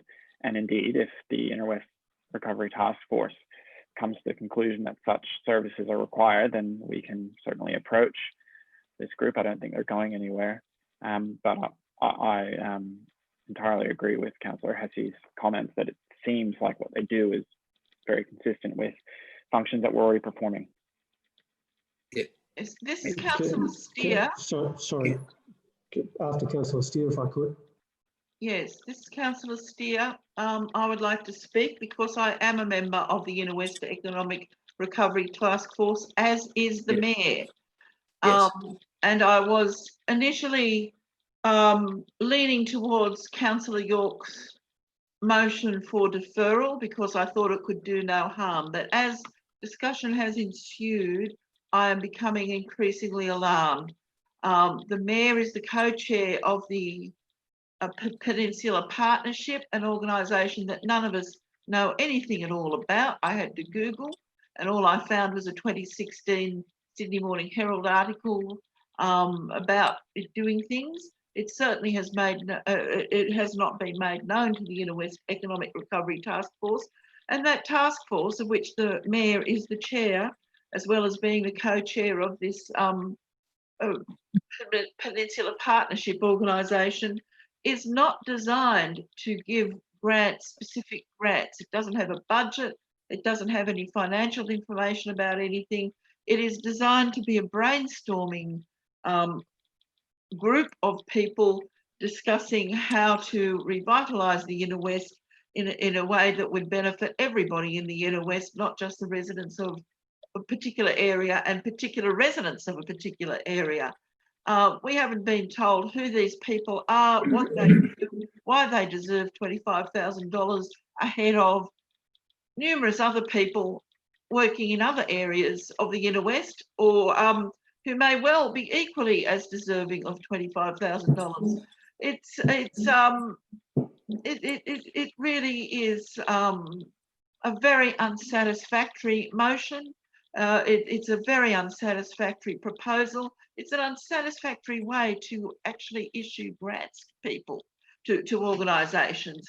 We actually do have a community grants program that anyone can apply for if they meet the guidelines. The guidelines are very generous, and we do and we've recently revamped it so that organisations can have grants more tailored to their needs and for longer periods of time, so that they can then conduct their activities knowing that they have an income for a particular period of time, as well as funding one-off projects for people who were trying something new and different. This is not any of that, and therefore I will be voting against it and supporting Councillor Hesse's foreshadowed motion. Thank you. Thank you. Now can we from the CEO? He wanted to add something in. Thanks, Chair. Look, the proposal to bring these matters before Council was one raised by councillors. The staff had advised against funding of the Coastal Council. A number of councillors indicated that they thought that was a decision they should take. So these are matters that we're referring back to councillors. And if councillors want to set up a set of guidelines for these matters, we'd be happy to give appropriate advice. Okay. Councillor Jury. Yeah, thank you. Sorry, folks, I think we're getting a little bit overexcited about something that's really quite simple. Last meeting, we decided to put some money aside for economic development purposes, particularly in the context of the COVID situation. The General Manager has indicated, and rightly so, that we passed a resolution that says that when groups are looking to affiliate or looking for these sorts of funds, that those matters should come to council rather than being decided by the CEO. So this has come to us, and my view is that it's an entirely appropriate suggestion being made by Councillor York, is that we should consider this request once we have settled, once we know whether the state government is going to come good on contributing to the Economic Development Fund, and I believe we've written off to them, asked them to confirm their commitment to match those funds, and that we can also get a bit of advice from the Economic Recovery Task Force in relation to this. Obviously, there will need to be guidelines drawn up. Obviously, we will need some sort of process. All I'm suggesting is in relation to this request that we hold it in abeyance until that other work is done. My understanding is that the Peninsula Group has been active in the past, has gone into abeyance, but it's reforming and is doing some work in terms of promoting the Peninsula. I recall a few years ago that they presented some data in terms of Main Street shopping on the Peninsula, vis-a-vis preferences for people going to large malls. And, you know, imagine the day when we all thought going to a mall was a good idea, but those days are a little bit over for most of us. So, look, this is a pretty straightforward proposition. I think a lot of people are overcomplicating or reading a whole lot more into it than is necessary. I'd urge people to support. Point of order, Chairperson. What's your point of order, Councillor Passes? My point of order is every councillor that's not in the know has every right to ask questions. Councillor Drury apparently is in the know. He knows the background on this. Is and that he knows the. That's Yes. not, Councillor Passes, that's not a point of order. It's a point of order. No, it's not a point of order. That's not a point of That's order. not a And you point of know it. order. You know Order, that's please. not a point of order. It's not a point of order. Councillor Drury, can you finish your comments now, please? That was never a point of order. No, I'd hear it though. Yes, you're please finish your misleading the comments. council. Councillor Drury, have you finished? I was waiting to see whether Councillor Passes could contain herself. Okay, can you finish off? Certainly. So look, you know, let's not overcomplicate this. Councillor York has put forward a very simple and straightforward proposition. It goes through a proper process along with the consideration of other things which will come up for economic development in the West Council. I'd urge people to support it. Okay. Any further speakers on this? Councillor McKenna. Yes, Councillor McKenna. I just wanted to say, look, I want to support the Councillor York's proposal. The thing is that we have a very small economic development team. So whatever projects we support going forward that come out of the task force, there's no doubt we'll need partnerships. We'll need to work with the community in many ways. And, you know, this is a fairly large amount of money anyway. So I'm not sure that we're going to be able to, even through the task force, offer this sort of amount. But I think it can just sit there and wait until we actually get to the point where we know whether we're going to get that money, and then with the proper process that will need to be drawn, guidelines that have to be drawn up, no doubt, or fit into some other guidelines that we already have on how things will be allocated and what sort of projects will be undertaken.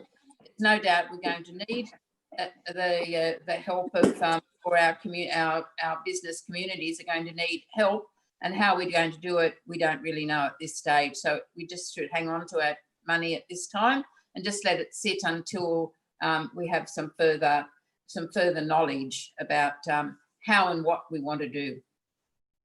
Thank you. Any further speakers on this? Mr. Chair? Yes, Councillor Simolis. Could my amendment be provided there that council consult with the business chambers on this matter? If Councillor York supports that, I'd be happy to support the motion. Thank you. It lapsed, didn't it? Well, it hasn't got a second. No. Through the chair, that's correct. The motion lapsed. I'll second. Thank you.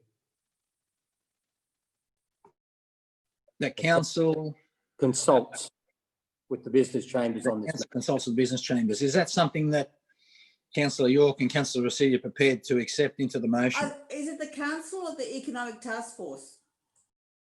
The chambers. No, On the matter. that economic task force consults with the business chambers. No, the council consult with the business chambers on this matter. To see if they agree to work together. So, Councillor York, and Councillor Rescind, you're the mover and the seconders. You accept I'm happy to incorporate it. Listen, I think it's unnecessary because the Economic Recovery Task Force was established specifically with representation from the Chambers of Commerce. But if Councillor Simolis is going to insist, as he does, in unnecessary actions, fine. Well, I'm happy to put it in. Point of order, I Mr. think Chair. it's already covered. Point of order. Okay. What's the point of order, Councillor Simolis? I'm being very generous to Councillor York and she's being very nasty back. Okay, that's not a point of order. Okay, well, the amendment is incorporated into the motion. So now what we have is the main motion. Oh, we have the main motion, and I've lost my bloody screen. Oh, there you are, you're back. Okay, consider, which is there. Councillor Lockie, your motion as reviewed by staff is out of order because it requires a whole lot of different work to be done. No problem. So that lapses. So if the motion doesn't get up, then we go to the foreshadowed motion. Chair, I would like to second Councillor Lockie's amendment. No, it's out of order. I was just a bit slow on. No, it's out of order. Oh, it's out of order. Okay. It's out of order. Okay. So I'm going to put the motion up.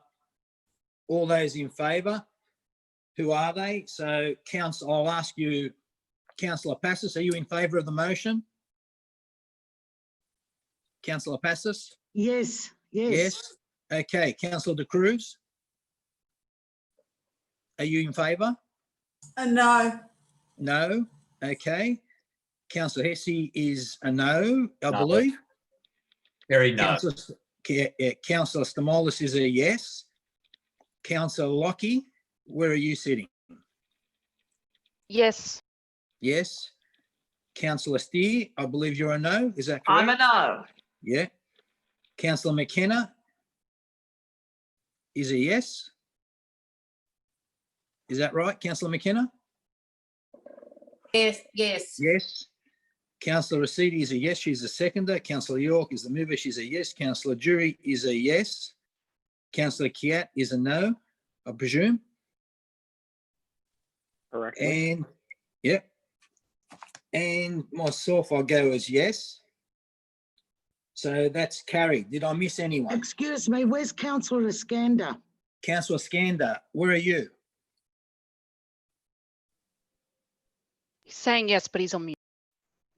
This is totally unacceptable how this meeting's been. Okay, he's saying yes.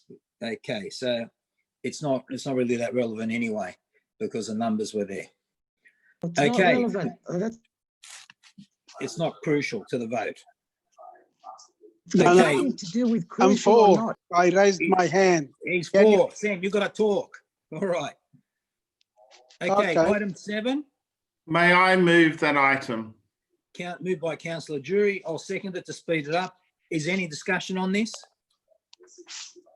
No discussion? I'll put that. All those in Can we favour? have it on the Sorry, screen, please? Can we have it on I'm the not screen? aware what item we're voting on. Yeah. Item 7, draft Can we see what we're lobbying voting on? policy. The draft lobbying policy.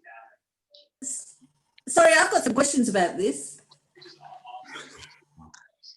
Councillors, my screen is just frozen.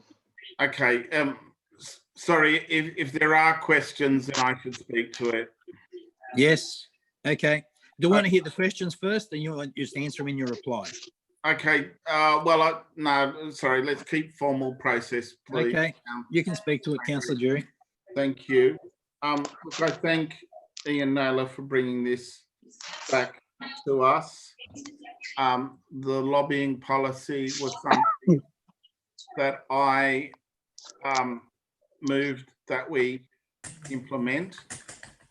I moved that we implement it in addition to the code of conduct and in addition to the other obligations that are on us as I moved it because I believe that the question of lobbying, the question of undue influence, the question of, you know, friends getting in someone's ear and suggesting someone's daughter should be on a committee are sorts of things that are very serious. And that should be, we should have a process for dealing with it. So this is a set of obligations I'm suggesting that the Inner West Council has, which are in excess of state government obligations, and they are more than any other council in this state is proposing. I note that on Friday, the state government gazetted a new code of conduct, and this is not inconsistent with it, and it still goes further than that in imposing on us some serious obligations. And I'd urge all councillors to actually read through them because it does require a little bit extra, not just of the lobbyists, but of us in terms of the considerations that we have in our dealings with people who are representing. And I think it's appropriate. I think it's highly appropriate.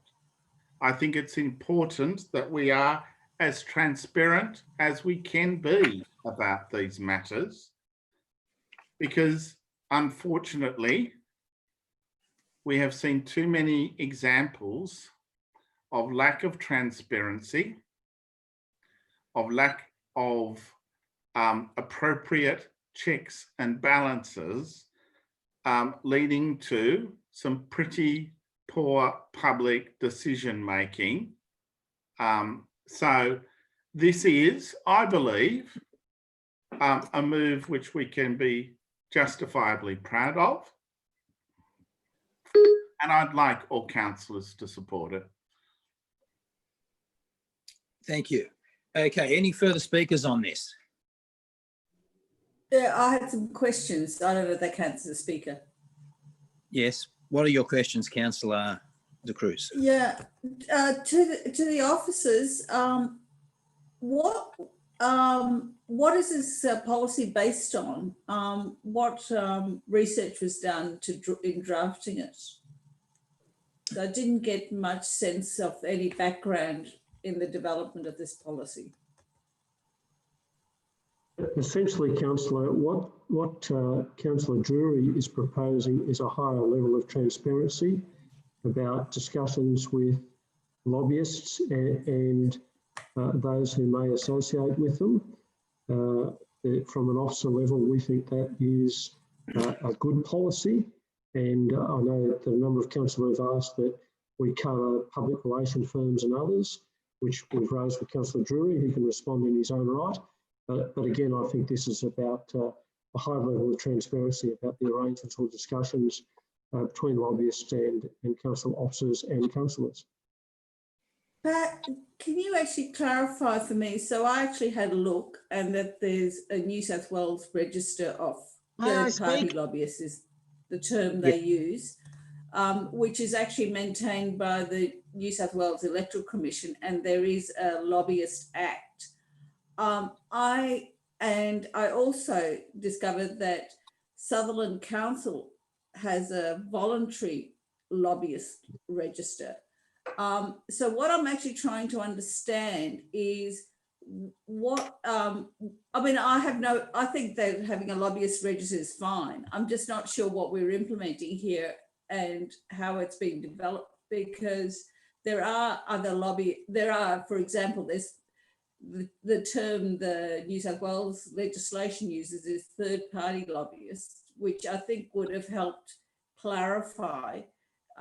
So there's reference to inclusions and exclusions, but I think if you actually said it was a third-party lobbyist, that would have clarified that it wasn't a party which was directly related, which is I think the exclusions that have kind of been attempted to be defined in there. And I guess I was curious why unions and churches and the list of people who are, is it exempt, how that was arrived at and why those people are exempt. Councillor Drury may be able to respond. Give some assistance. Can I be of some assistance here, Councillor?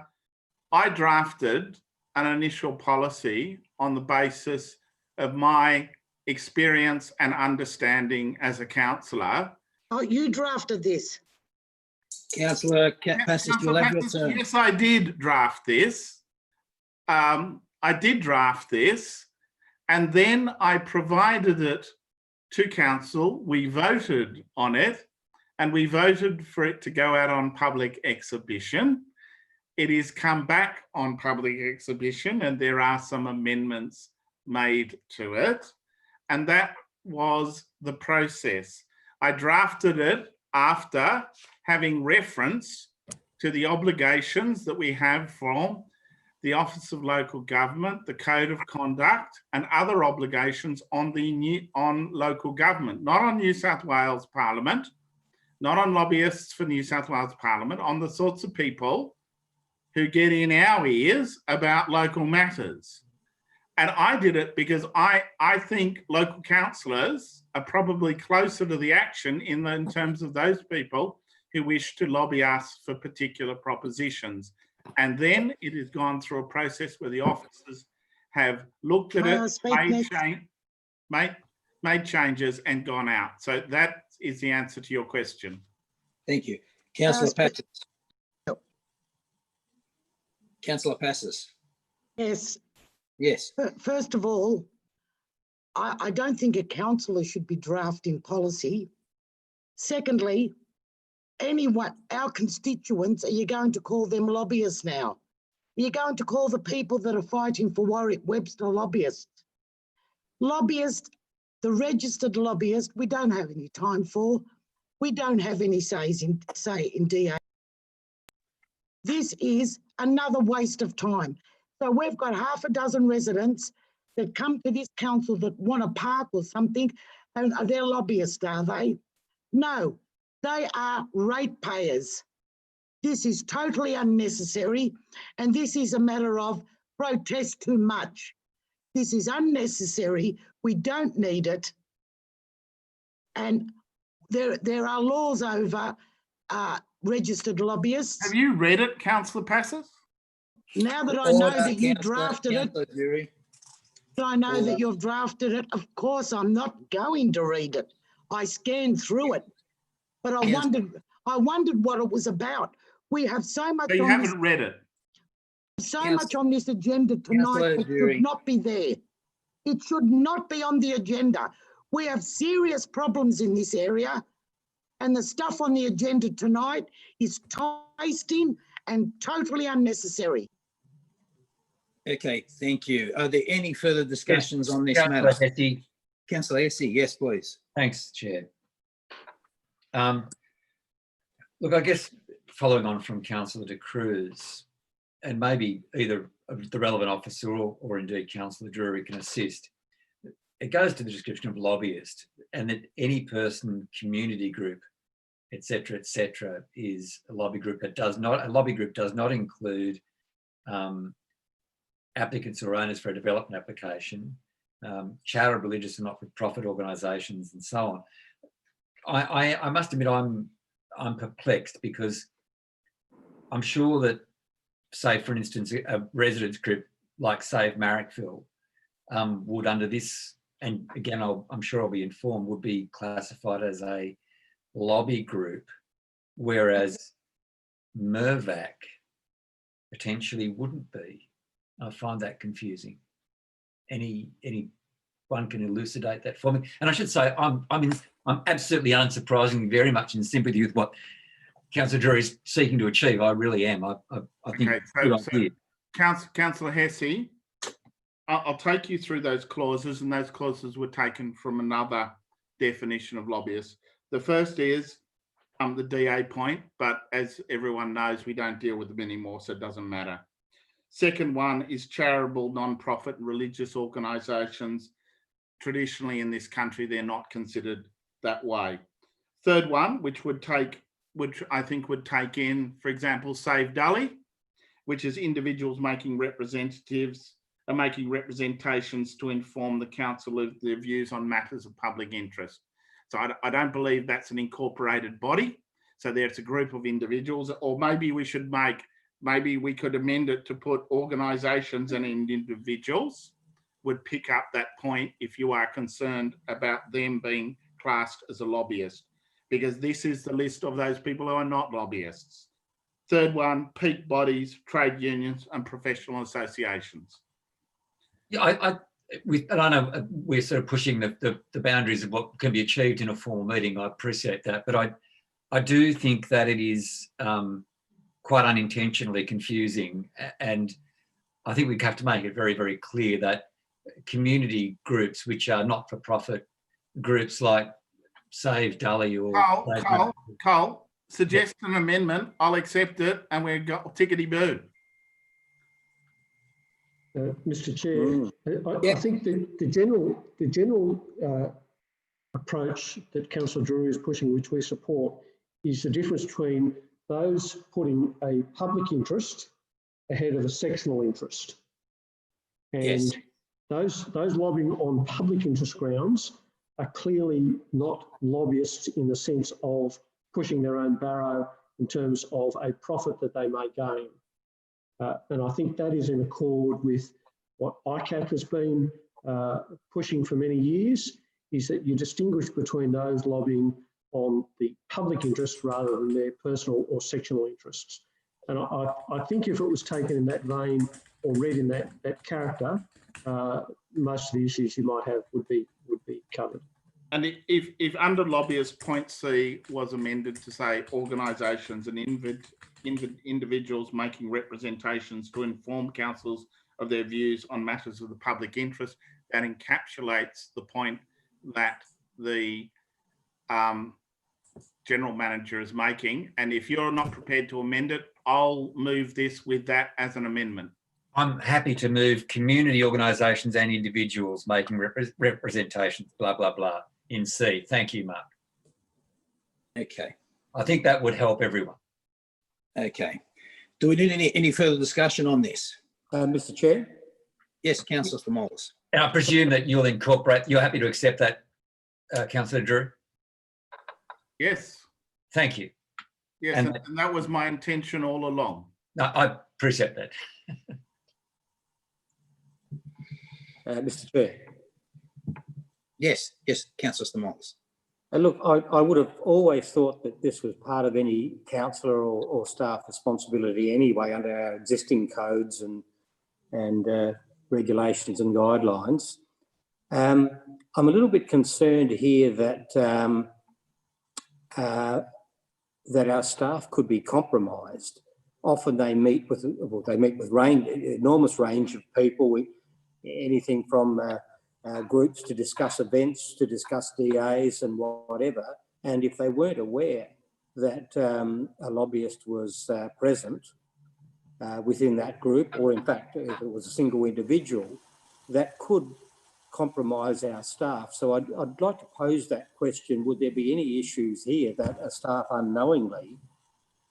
member unknowingly, or even the council, I suppose, for that matter, meets and discusses issues and is informed by that discussion, not knowing somebody was a lobbyist, whether that could result in any risk?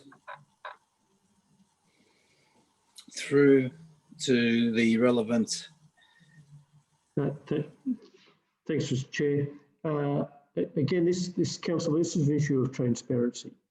If it's recorded that you're meeting with various players in the market, and you may not know whether they're lobbyists, the developer, or representatives, legal firms or others, it's simply a matter of being transparent about it. For my own part, my diary is published on the council website, and any meetings I have are all recorded there, so it's completely transparent. And I think that's a protection for staff, that sunshine is the greatest disinfectant. So it is simply a protection for staff as well, and they've all been guided through the many sessions that Mr. Naylor and his staff have provided to staff about the code of conduct and about the ICARE guidelines more generally. So from a staff point of view, we don't have any problem at all with this policy. In fact, it will help protect staff. Okay. Any further discussion? Have we had any legal advice from the OLG or anybody on this? Is that a question to staff, Councillor Passis? Yes, unless it's been looked at by the OLG or some legal advice, I can't vote for this, because I don't know if we're permitted to do this. Through to the chair, to the CEO, has there been any? There's no problem with council adopting this policy. Okay. All right. Well, I'm going to put it to the vote. Yep. Sorry, No, Macri. you're not. I'm going to speak. Okay. And I just had some questions. Councillor Cat wants to speak then. Councillor Cat wants to speak. Councillor Cat. Yes. Can I just ask through the chair to the relevant officer, how will this policy be enforced?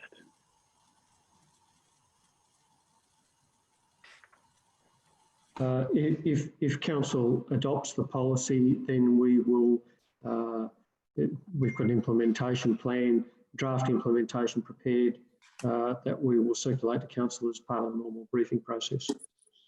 After we vote for it? No, I'm sorry, that's not the way Sorry, things should can work. I not have interjections? Councillor Passis, please, can you stop interjecting when other councillors are speaking? Councillor Cat. They weren't speaking when I spoke.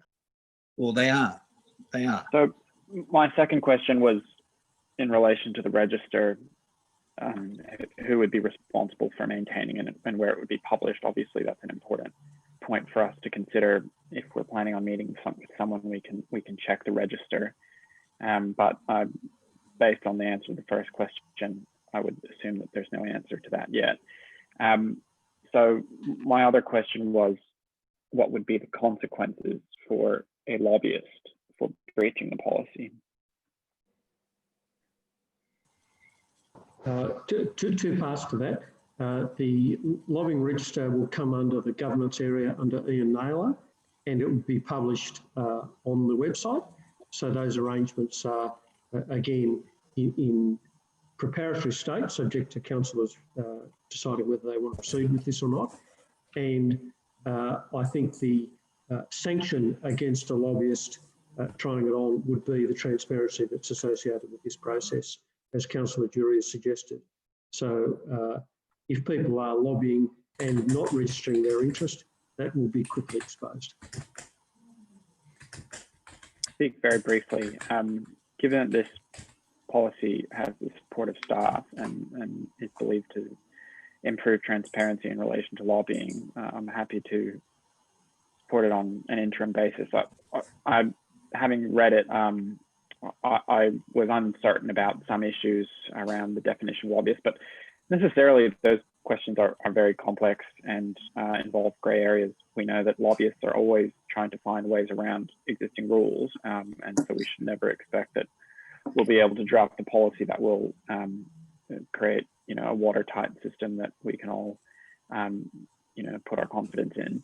And yes, we all will continue to have, our own personal and ethical responsibilities. Can I just say that I don't think this needs to be an amendment, but I'd like to see this policy reviewed and, if possible, measured against, other comparable policies in 12 months' time. But if there's an implementation plan to be developed, I'm sure that'll be part of it. Okay, thank you, Councillor Kiat. Is there any further speakers on this? No further speakers. Councillor Jury, can you close quickly, please?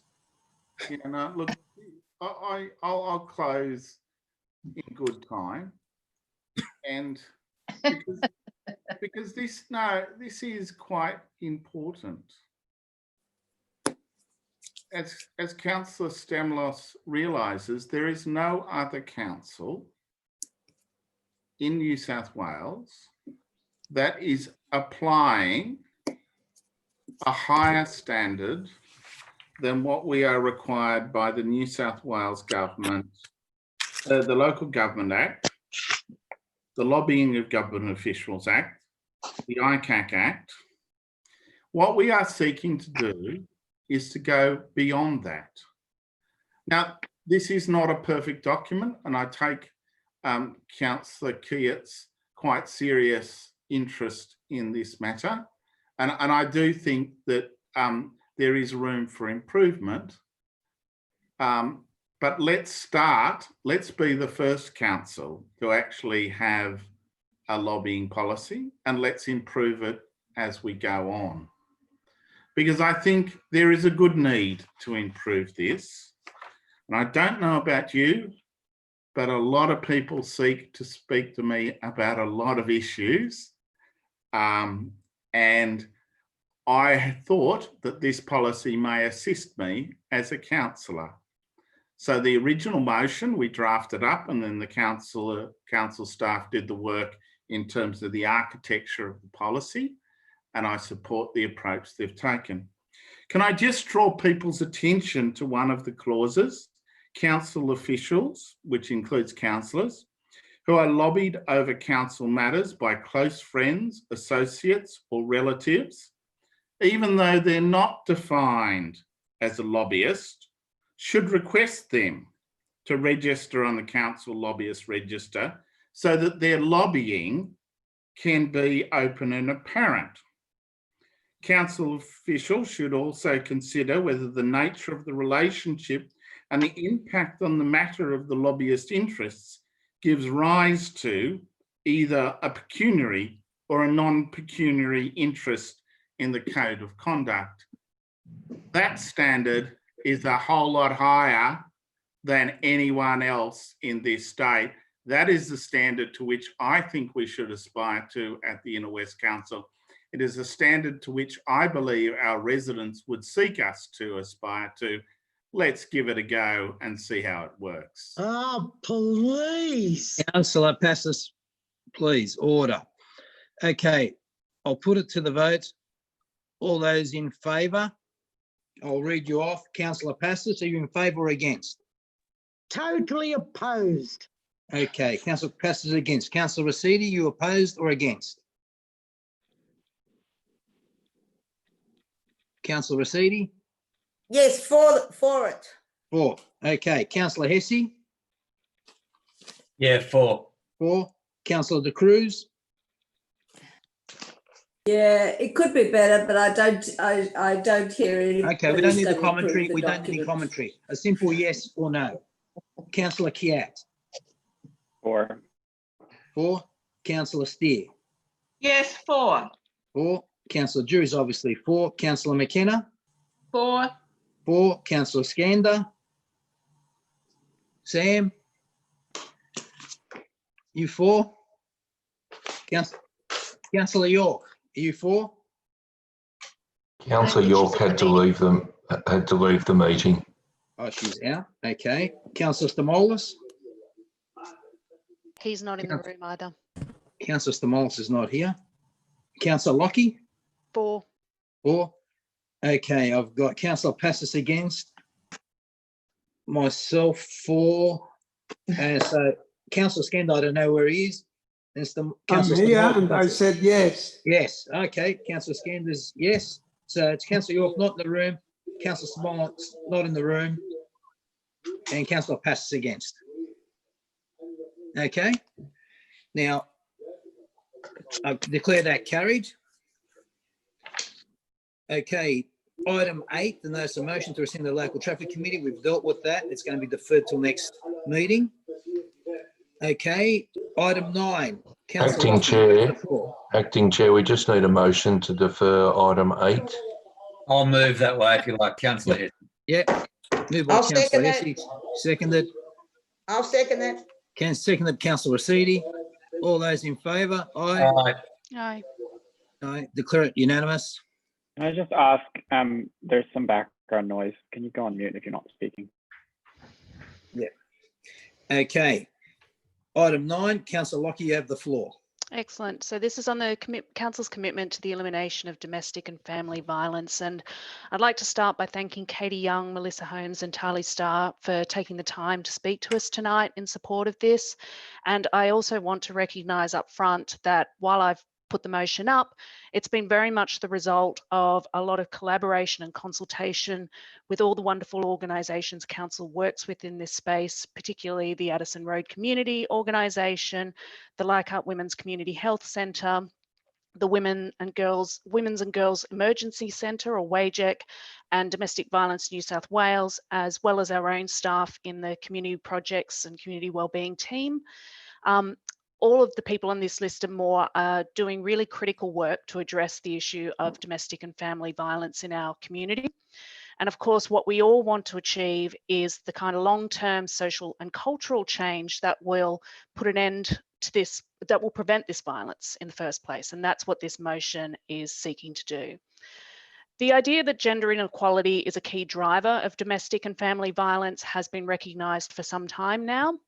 That doesn't mean that it's only an issue of male violence against women, although tragically, as we heard earlier, in 95% of cases, it is. The idea is very much around the fact that gender sets the necessary social context for this violence and therefore plays a key role in who perpetrates it and who is targeted by it. Research has consistently shown that countries with greater equality between women and men, where women's economic, social and political rights are better protected and where power and resources are more evenly shared, have significantly lower levels of violence against women. And conversely, people who don't see men and women as being equal or see them as having stereotypical roles or characteristics are much more likely to condone or tolerate or excuse violence against women. We all are aware of the grim statistics in this. On average, one woman is killed every week in Australia by her current or former partner. I think the numbers are higher than that at the moment. And almost all familicides are committed by men in heterosexual family relationships. And as Ms. Holmes said to us earlier, these pressures are only increasing during COVID-19 and the economic crisis that's creating, both in terms of increasing the numbers of people who are affected by this and who are experiencing it, and increasing gender inequality in our society. So therefore, with Council developing a gender equity strategy that directly targets this in our community, it will allow us to take a big step towards preventing domestic and family violence in our inner west, which can only go on to save families and save lives. So I commend this motion to you and I ask for your support. Chair, I would like to second this motion.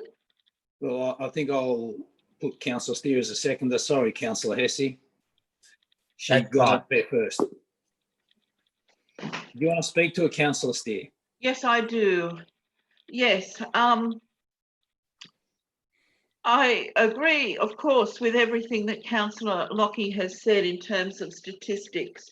But what I want to talk about is my personal experience of growing up with domestic violence when I was a child. I don't speak about this very often because it upsets some of my family members, But I think now, at my age, I should be able to speak about it. What is particularly difficult when you're living with domestic violence is the unpredictability of it.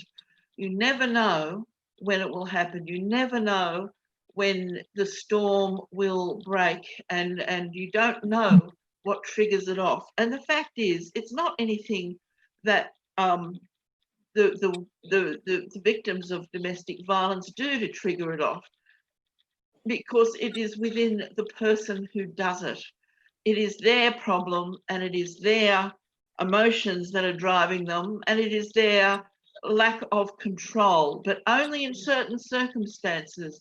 They don't lose control with their bosses or people on the street, or with the police or any authority figures.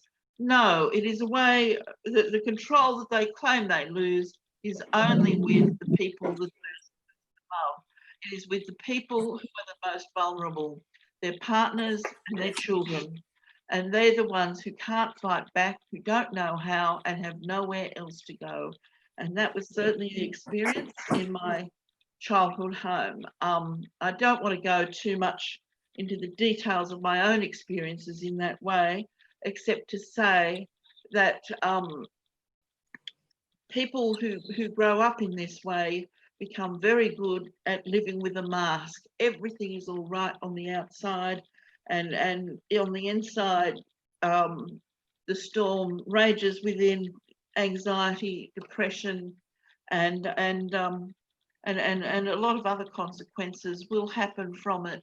So anything that we can do to alleviate this problem, which lurks in every house that you can think of. It is not just a problem of a particular demographic or a social strata or a particular type of person. The people living next to you, it could be. The people in your own home, it could be. You will know someone, it is inevitable, who is the victim of domestic violence. And therefore, it is important to acknowledge it and to try and do something about it. And I hope that everyone votes for this motion. Thank you, Councillor Steer. Councillor Hesse. Councillor Hesse, yes. May I speak? Yes, you can, Councillor. After Councillor Hesse, you can speak. Yes. Thanks. And then De Cruz. Then Councillor De Cruz after that. Yes. Thanks, yeah, I appreciate there are people who want to speak.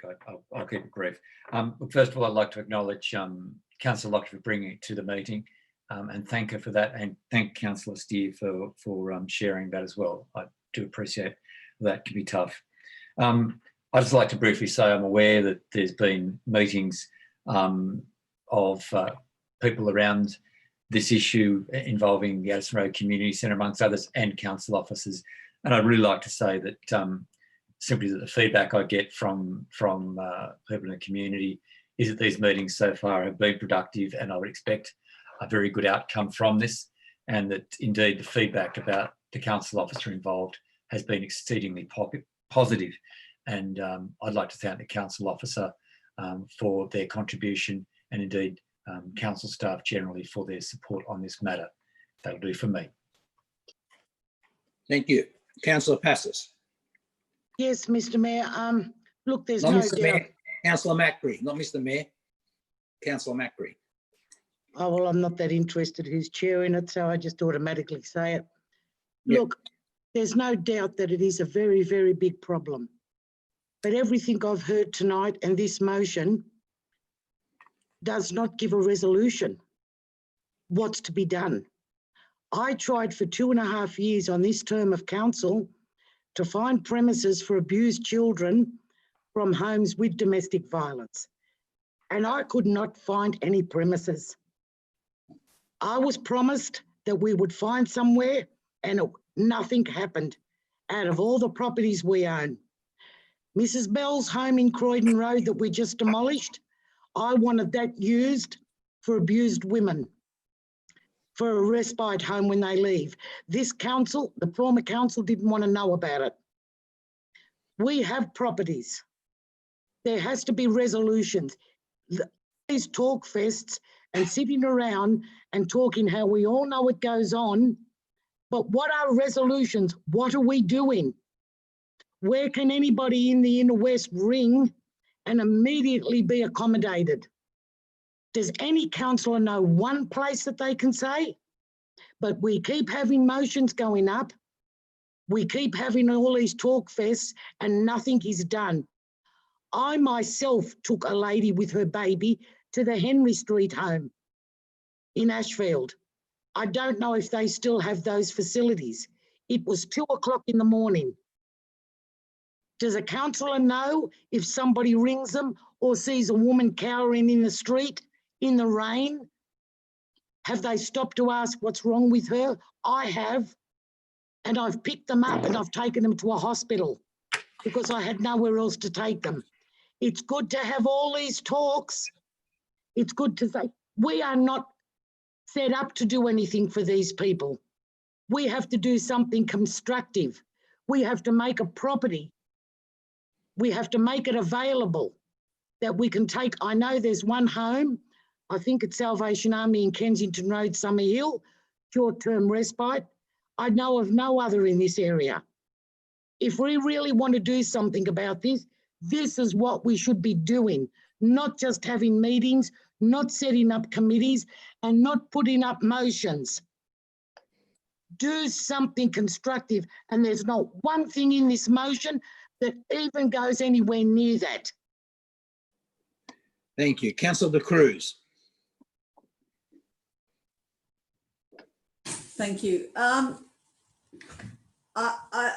was actually just going to mention that domestic violence is a terrible thing, and we actually do not know where these safe houses are. It's not public knowledge because it is very dangerous for the people who are escaping domestic violence. So it's not, I don't think it's widely known where these facilities are, and I think there's a network that puts people in touch and gets them to safety. I was hoping that Councillor Lockie might consider incorporating the word economic or financial in point 2, because I think we heard from the speakers that financial capability is a really significant factor in domestic violence, and I guess being able to leave a domestic violence situation. And in her own speech, Councillor Lockie mentioned economic situations several times. So I was actually just wondering whether in point 2, you can actually, instead of just gender equity, we talk about gender financial equity, and then towards the end, there's another gender financial inequality. So whether you consider adding those words into those points, Councillor Lockie. Councillor Macri, can I respond to that? Yes, you can. Yeah, look, Councillor De Cruz, I would suggest not adding that wording in just because it's an inherent part of any gender equity strategy in this space. If you have a look at, for example, I've linked to the UNIFEM study about this. If you go to the Our Watch studies on this, financial equality is an integral part of it. So it's about financial equality, it's about economic equality, it's about political equality, social equality. All of those things are inherent. So to incorporate it, I'm looking at it now on the screen. Please, the richest people Councillor Macri, can you please the richest stop people this I know are interjection? battering their wives. Councillor Passage, Put her on mute. Councillor Put her Passage, on please. mute. You have had your say. Let the councillor speak. Please. I move that we put her on mute. I don't want to put anyone on mute. Let's just try. Please, Councillor Lockie, can you So please that finish? would be my suggestion, is to not word that, because it would narrow the focus rather than leaving it as open as it needs to be. And also the whole point of this is that we develop the strategy. So all of those things will be considered in consultation with all of those groups that are working on the ground in our area to see what is the most relevant to the Inner West, if that's okay. It's not that I don't support your intent, I just think it is inherent in the motion. Okay, further speakers. Mr. Chair? Yep, Councillor Stamoulis. Mr. Chair, I'm noting there in point 2 the work that the Inner West Council does in terms of the Inner West Council Domestic and Family Violence, SRG, and also the Liaison Committee. I'm going to propose an amendment here that Council receives a summary or a brief report back on the activities of those groups and some of the key things that they're doing, because this is a good way for councillors to connect with some of the positive work that's going on. So I'd hope that Councillor Lockie would be happy to support that amendment, that we just receive a brief report back, some of the initiatives. You know, sometimes we lose track of some of those things that are happening in these very, very important areas, and here's a way that we can get some good feedback. So I hope that amendment will be accepted. Thank you. Councillor Lockie, are you amenable to that? Yes, particularly because I'm looking at the briefing paper that was prepared for me by the community projects team as part of the development of this. So I think it's probably pretty much ready to go and hopefully won't create too much additional work for the officers. Okay, so that's been incorporated. Any further speakers? Can I just see the wording of it though? I'm just wondering, I haven't actually seen any text for that. John, have you sent the wording over? Yes, that's been sent.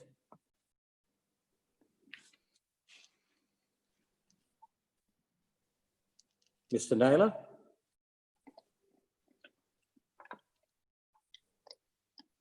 Has that gone over? John, you want to just read it out for... Yeah, we've just received it, so I'll just get it put on the screen for you. Just a delay here. We can keep going, Councillor Macri, if you want, while we wait for that. Well, if there's no further discussion, you can close. Or we can put it to the vote. No, I will close because I do want to respond to some of those comments that were made about this strategy, this motion doing nothing and being a waste of time. Look, I think, you know, I'm always curious about what reasoning Councillor Passos will give as an excuse for not voting for any motion that I put up. But in this particular case, perhaps she wasn't listening when I said at the start that this was actually worked on as a proposal by all of the organisations that are actually working in this space at the moment. So just in case you did miss that, I will read it again. Organisations who particularly worked on it. Sorry, I am speaking. I have the floor. So it's not your... I have the floor. Look, Councillor Passos, let her finish, please. I've got to get clarification, so I'm right. It's not her motion. Put her on mute. Point of order, Chair. Councillor Councillor Passos should not interrupt speakers. Councillor Passos, you're doing it repeatedly. I don't want to put you on my mute. name was... Shall I reread from my speech for Councillor Passos, who clearly missed it?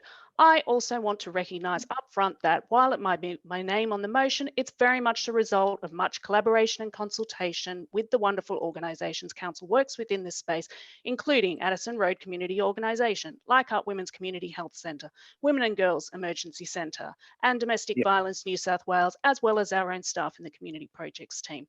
Very happy to clarify that because I do think this is such a critical space. It affects so many people that we absolutely shouldn't be putting up motions like this holus bolus on our own. We should be consulting with the people who work in this space in the Inner West. We should be consulting with our own experts in council who actually work on this. So look, it's very disappointing that Councillor Passos feels that what our own community organisations, what our own staff feel would be an important next step in the strategic leadership we provide in this space is a complete waste of time. I wholeheartedly disagree with that. I don't think you need to focus on those comments anyway. So, okay. Thanks, Councillor Macri. We are going to move forward and I'll put it to the vote. Have you had a look at Councillor Stamoulis's amendment and happy to incorporate it? That council report back that's on the activities? That's fine. So that's incorporated into the motion. Okay. Now we'll put it to the vote. I'll go through the list. Fine. Okay, I've got Councillor De Cruz, yes. Councillor Hesse, yes. Yes. Councillor Kiat, yes. Councillor Steer, yes. Councillor Jury, yes. Councillor McKenna, yes. Yes. Councillor Skander, yes. Is Councillor York back? No. Councillor Stamoulis? No, she's not yet. Yeah. And Councillor Lockie, obviously, yes. Councillor Rescind, yes. Myself, as yes. And Councillor Pastis, are you yes or no? She's not in the room. She's left, so she'll have to be absent. Absent. Okay. All right. We'll go now to Councillor De Cruz, item 10, the Bower reverse garbage. Councillor De Cruz, you have the floor. Thanks, Chair. On June 9, we approved COVID impact funding of $25,000 each to 10 major partner organisations. Notably not on the list were the Bower and reverse garbage, and I raised it at the time. These are two registered charities who also partner with council in quite a significant way, probably the Bower more so than reverse garbage. The two organisations provide essential services, increasing resource recovery and reducing many tonnes of waste going to landfill. The Bower and reverse garbage are both based at Addison Road Community Centre in Mayoral. They were both deemed essential services during the COVID-19 lockdown, and both continue to operate their services right through. Reverse garbage was founded by artists in the 1970s who recognised that valuable artistic material was going into landfill or to actually express the value of these found objects. And the Bower, it was much later in the 1990s, and it was established to extend the life of household items and extending the life it has two benefits. It reduces landfill and rubbish, and it also makes better use of the materials and resources that have gone into producing that item, both from carbon emissions and from raw materials.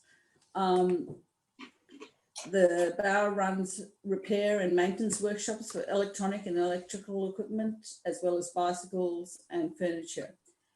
This enables the community and encourages the community to repair stuff. Last year, the Bower devoted 70 tonnes of inner waste material, 70 tonnes from landfill in the inner west alone. Leaving aside the value of the goods that it seems to find a new market for, and I've listed in my motion and background where they're distributing to, but there's certainly wonderful items there. I myself have bought a coffee pot made in Marrickville. I have a second this and speak. A ceramics coffee pot.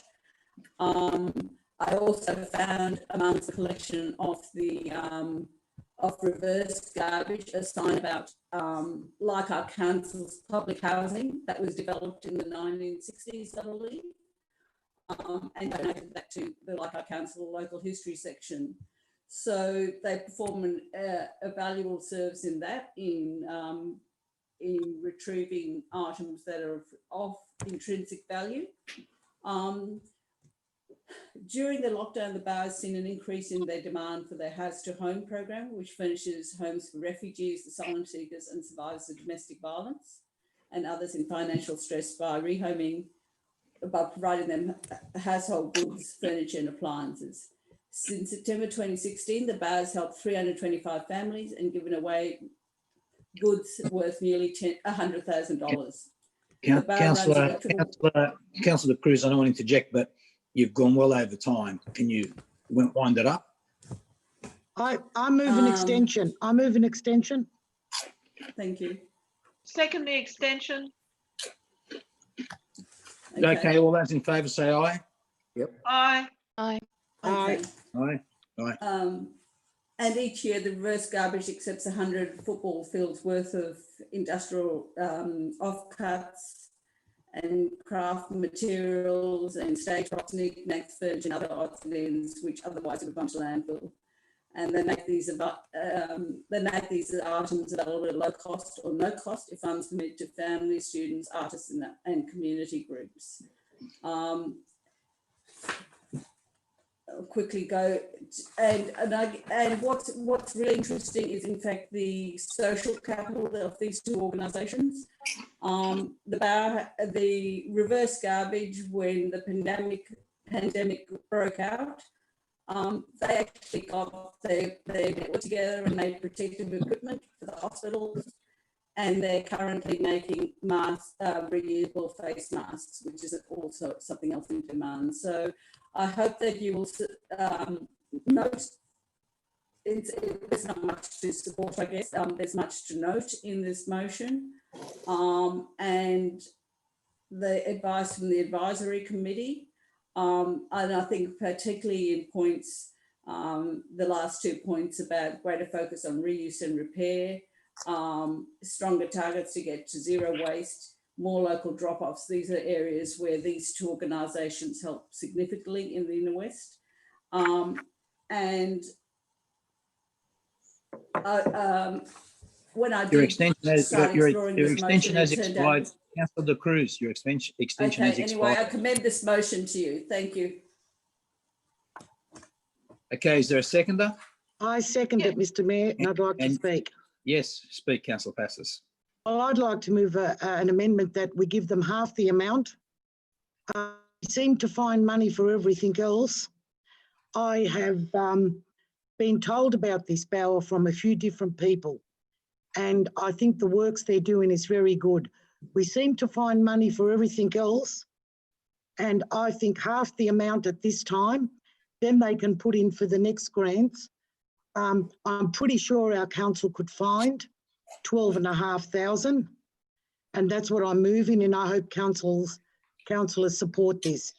There is no doubt they are doing good work, and if a green council, and we're always pushing on green issues and recycling, this is one of the organisations in the Inner West that we should be supporting 100%. So my amendment is we give them half the amount now and encourages them to apply for the next round of grants. So I want councillors to really think about this. Put your money where your mouth is. We're also very green. And to vote against my amendment would just show sheer hypocrisy. Thank you. I raise a point of order, Chair. Yes, Councillor Kiat. Perhaps you could seek advice on this question, but Councillor Passos has proposed the expenditure, I understand, to be $25,000, $12,500 to each organisation. I don't think that she nominated the source of funding, so can I just get your ruling on whether that amendment is in order? She hasn't. Yes. She hasn't indicated a source of funding. The source of funding can come from the tree maintenance budget, the same as we did for Pratten Park. Okay, can that be included in the wording? Yes, if they could include that in. Thank you, Councillor Kiat. Okay, further discussion. Anyone else want to speak on that? Well, I just want to clarify, if I can, Councillor Macri, that whether or not Councillor De Cruz has accepted Councillor Passos's amendment. I don't know if she has. It might mean the motion goes down, but it's up to her. Councillor De Cruz, have you accepted that amendment into your motion?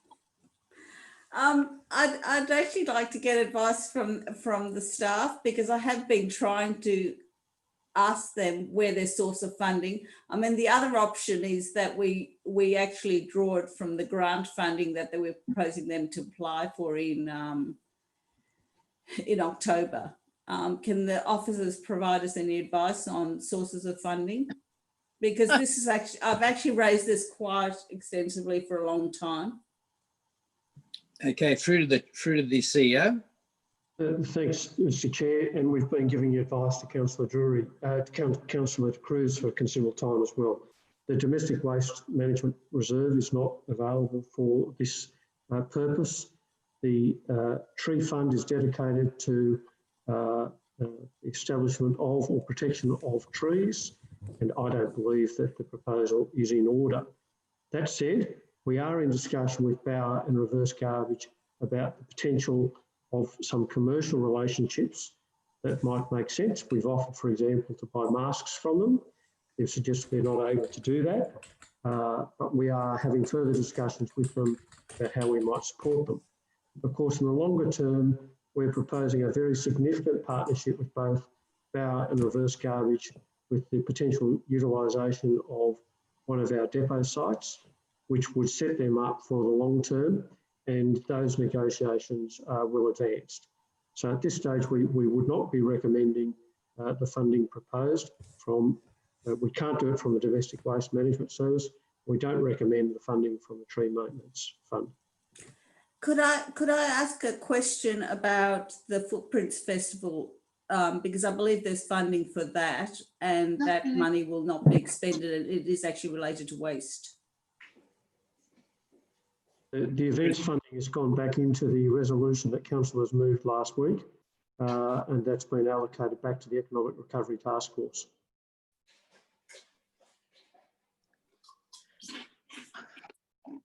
Chair, I'm still trying to get information here. So you're trying to tell us that this council does not have 12,500 to give to this organisation. Okay, fair enough. That is all I want to know. We do not have 12,500. Point of order, Mayor. What is this spray from Councillor Passos? Councillor Passos, you're speaking out of order. You've already spoken. We're speaking to this. No, no, you're not speaking to it because you haven't. Point of order, Mayor. Councillor Care had the floor. Point of order. Point of order. Chair, you asked Councillor De Cruz. You asked Councillor De Cruz, would she accept it? And she said no. No, she didn't say no. She started on something else. She didn't know. She asked a few questions. No. I'm going to rule that out of order. Councillor Cat, you had something you want to say? I do want to get to bed eventually, but I just briefly want to speak against the proposed amendment. Councillor De Cruz's proposal does identify a process by which these two organisations can seek funding for their functions, and I think that's the process we should follow, rather than the proposal from Councillor Passos to gut funding from the Tree Maintenance Fund in order to immediately fund these organisations. I'm sure that if the grant process followed, they'll have a fair opportunity to obtain those funds. Yeah. Okay. Any further discussion?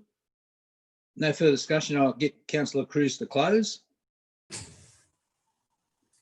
Yeah, Councillor Passos, I can't, I mean, I don't think it should come out of the tree maintenance budget. That's not the appropriate budget for it. It is very disappointing, and I mean, perhaps it should actually come out of the community services budget, but I guess that's all been allocated previously. So, I mean, I have to go with the advice of the officers that there's nothing that can be given to these they're two organisations, by the way, so it's actually 12,500 each at this point. So I won't accept you. I can't accept your amendment. I'm sorry. Okay, we'll put it to the vote. All those in favour, Councillor. What are we voting? What are we voting on? We're Chair? voting on the motion because your amendment has lapsed because there's no seconder. Okay, fair enough. Okay, so Councillor Passos, you for or against the motion? Are you for or against? I'm against the motion because the motion says nothing. Okay. The motion says we can't do it when I know we can. Thank you. Just simple yes or no. Councillor Rescind, you yes or no? Yes. Yes. Okay. Councillor Hesse? Yes. Yes. Councillor De Cruz, you're yes. Councillor Kiat, yes, I presume? Yeah. Yep. Councillor Steer, I presume yes? Yes. Councillor Jury, I presume yes? Yes. Councillor Jury? Yes, sorry. Yep. Councillor McKenna, I presume yes? Councillor Skander, I presume yes? He's saying yes. You're saying yes? Is he? Okay, thanks, Councillor Lockie. Councillor Lockie, you're yes? Yes. And Councillor Stamoulis, you're yes? Yes. Yep. And is Councillor York back? No. No. No. Okay. I declare that carried. We go now to item 11. Chair. Yes. Chair, if you could indulge me for one moment, at the start of the meeting tonight, you made a comment about what's happening in Beirut. Yes. I contacted the mayor and I didn't receive a reply. And I would like to move, or you as a matter of urgency, that this council pledges $50,000. Point of order, Mayor. It is Mr. not Mayor. the appropriate time to be doing this. Mr. Mayor, this is an emergency. Point of order, Chair. It is not the appropriate time to be doing this. Councillor Passos, I am actually going to move an urgency motion at the end to discuss that at the end of the meeting. Thank Okay? you, Chair. Thank you very much. Okay. All right. Councillor Lockie, please. Okay. So, yes, so this one is on the Anti-Discrimination Amendment, Religious Freedoms and Equality Bill 2020. So, and thank you to Jody Toomey and Ghassan Kassasia for speaking in support of this motion.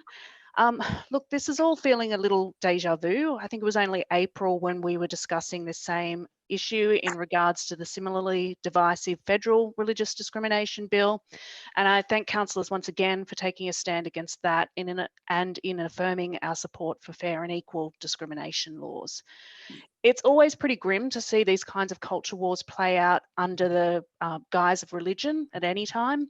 But I think it's even more dangerous in the middle of a pandemic when the focus and resources of our state parliament should be on strengthening our connections across the state and keeping people safe from harm, and not on punching holes in hard-won protections from discriminations for vulnerable groups. Because what we're seeing here with this bill, I think, is an attempt to amend New South Wales anti-discrimination laws to remove protections like that and elevate religious expression above other human rights. If the bill were to pass in its present form, it would allow people and institutions to use religion to exclude and hurt others, including other people of faith, and it would provide special protections to religious activities, as Mr. Kassasia said earlier, that may breach other laws. These unbalanced and unjust provisions could adversely impact the rights of many of our inner west residents, including LGBTIQ+ people, women, people with disability, and people of faith. It also, again, poses, I think, a significant risk to council's ability to operate as an inclusive, cohesive and trusted organisation, employer and service provider.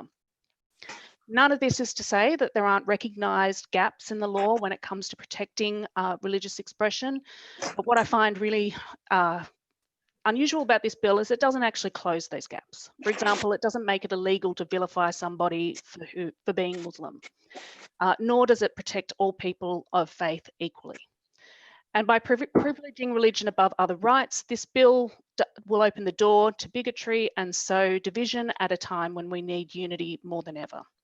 So what I'm asking for council to do now is to make a submission to the parliamentary inquiry that's open into this bill that is in line with our support for fair and equal discrimination laws, and that asks Parliament to remove the unbalanced provisions in the bill. And I commend this motion to you. Okay, is it seconded for the motion? Yes, Councillor Steer Councillor again. Steer. Yes, okay. All right, any discussion? Can I speak briefly? Yes, I support, of course, all the things that Councillor Lockie has said about this, and I think that it is particularly important at this time when people are becoming more isolated during the pandemic, and people are making accusations about certain ethnic groups, as we discussed in our last meeting, and this sort of thing, that we need to actually stand up for equality, freedom, and the way of life that we as Australians actually want, and that is a fair go for everyone. And that is all that this bill is asking for. Not the Anti-Discrimination Amendment is asking for, not the actual bill itself. I better make that abundantly clear, Councillor Lockie. The amendment does express that very Australian principle of a fair go.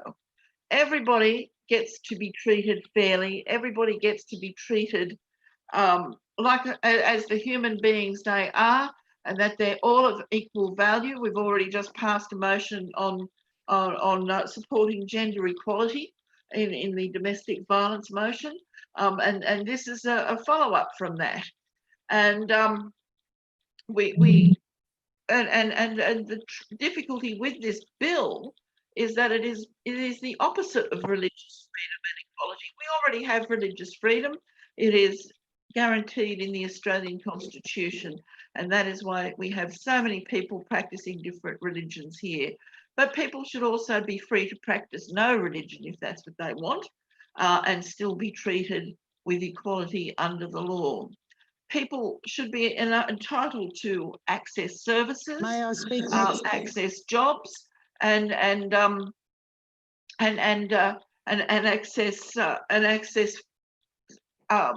education in a fair and open way, without having to subscribe to any particular belief or any particular ideals or any particular or any particular principles.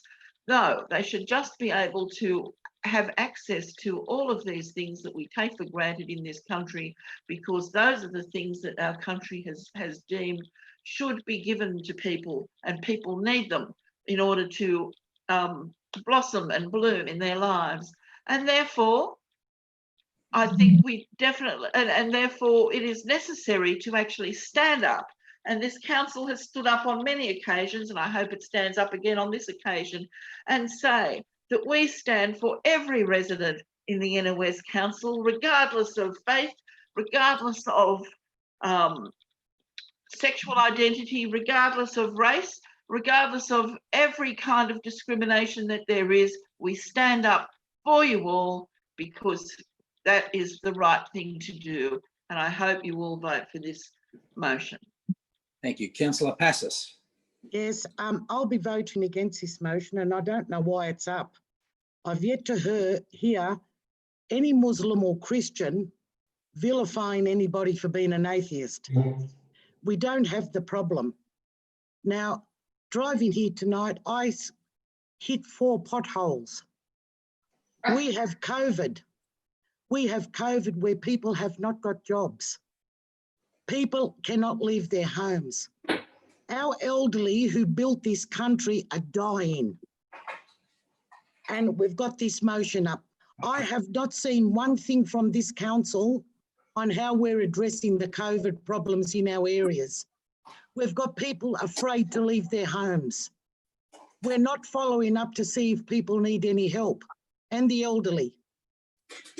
And we've got these motions going up. I am a Christian, and Christians mean that we love everybody, but that doesn't mean that we should be vilified. You love me, Julie. Order, please. Don't interject, please. Excuse me. Look at the pot calling the kettle black. Look at the pot. Don't engage, Councillor Passis. Just finish your comment, please. I will be voted against this. This, again, as I said tonight, we have serious problems at this council. Serious problems. I'm still waiting for garbage to be picked up after a week. There's mattresses all over the municipality. Can Councillor Lockie tell me when the last person lost their job because of their gender or their religion in the Inner West? Why is this on the agenda? Do you understand you were elected for the municipality? If you want to go state or federal, fair enough. But now you are a servant of the people here in the Inner West. Give me an example why this motion had to go up today. Give me an example where the person was vilified in the street because of their religion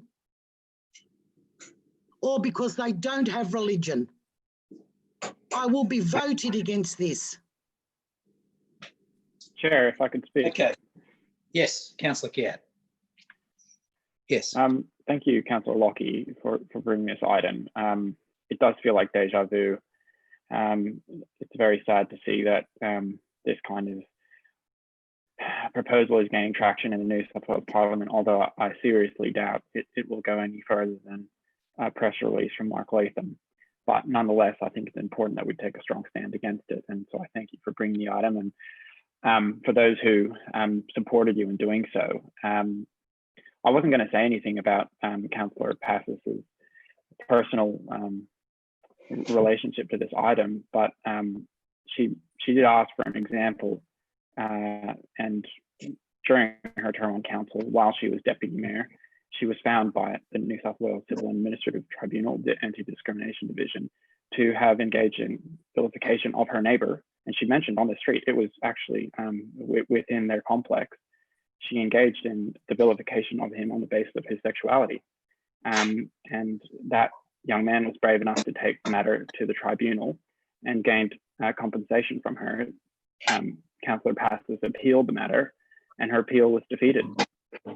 And it relates directly to the issue at question tonight, which is whether religion should be used as a defense or a guard for those who express bigotry. And what Councillor Passes said, it was found by the tribunal. She said on 15 November 2017 that the day of or the day after the yes vote on same-sex marriage, she asked that her neighbor remove a rainbow flag because it was offensive to her culture and religion. That's what she said. And she said that this person should not be afforded the right to marry until he could breastfeed and have children. So clearly very offensive. Well, Councillor Kieta, it must mean that the laws we have are working then. Point of order, Chair. Point of order, It must Point mean of that order, Yeah, Councillor the Passes laws is we out. have must be working. Point of order, Chair. The Councillor Passes has persistently and consistently throughout this meeting brought the meeting into disorder, has been disruptive. I suggest that you warn her for her unruly behaviour. Trying to cover yourself. Councillor Jury, I'd have to warn you as well, because you've been almost as poorly behaved as her at times. So I give you all a warning. Please desist from interjecting. Councillor Cat, we don't need to relive the past. Can we move forward? Let's move to put this motion to the vote and move forward. For an example. I was going to say, can I, yes, she did ask, and can I just do a quick word of reply? I would say that. Well, I hadn't finished, but I'll just say, look, yes, in that case, I thought that the application of the law was quite effective, although I have to say, unfortunately, not everyone is as brave as the young man who was vilified by Councillor Passis. And indeed, when he made the complaint, with your help. I wish I helped, but unfortunately I didn't. But you said you did in council. You said you did. Councillor Passis, please. We need this item to conclude. No more interjection, please. Councillor, can you conclude your comments and direct them away from Councillor Passis, please? So and I thought that was stick to the item. A good application of the law. I'd like to see it happen more often. But what's being proposed by Mr. Latham would weaken existing anti-discrimination laws, which are already weak. No, I don't think that that we should countenance that, and we should actually strenuously oppose it. Thanks. Yeah. Okay. Thank you. Councillor Lockie, would you like to close? Yeah, just to look, I was just going to close on that note as well. I think it is the fact that we have seen anti-discrimination laws applied effectively within our LGA that really proves the point of why we should be making a submission to the inquiry that opposes any watering down of anti-discrimination laws. Councillor Passis, please. That means we should be making an submission to this inquiry that opposes the watering down of such anti-discrimination laws. They are hard-won protections and they absolutely should not be weakened. Okay, thank you. All right, we'll put that to the vote. Okay, Councillor Passis. I'm opposed. You're opposed. Councillor Rescind. Councillor Rescind, you there? I don't think she's there. Okay. All right. Councillor Hesse. Councillor Hesse. No one's there. Councillor De Cruz. So Hesse, you might need to visually confirm your sound is off. I support. I support. Okay, thank you. Okay. Councillor Kiat supports. Councillor Steer supports. Councillor Jury, you support it? Yes. Yes. Councillor McKenna supports. Councillor Skander. Still with us, Sam? Sam? Or we'll go to Councillor Stamoulis. Yes. Yes. He's going to put his thumb up. You can see him. He can't. Okay. All right. So Councillor Skander supports. Councillor Skander supports. Okay, thanks. Okay. All right. So that's been carried. What about you, Mr. Mayor? Acting Mayor? I'm not acting mayor. I'm just chairing the meeting. Yeah, I support. I'm supportive of it. Okay. All right. That's been carried.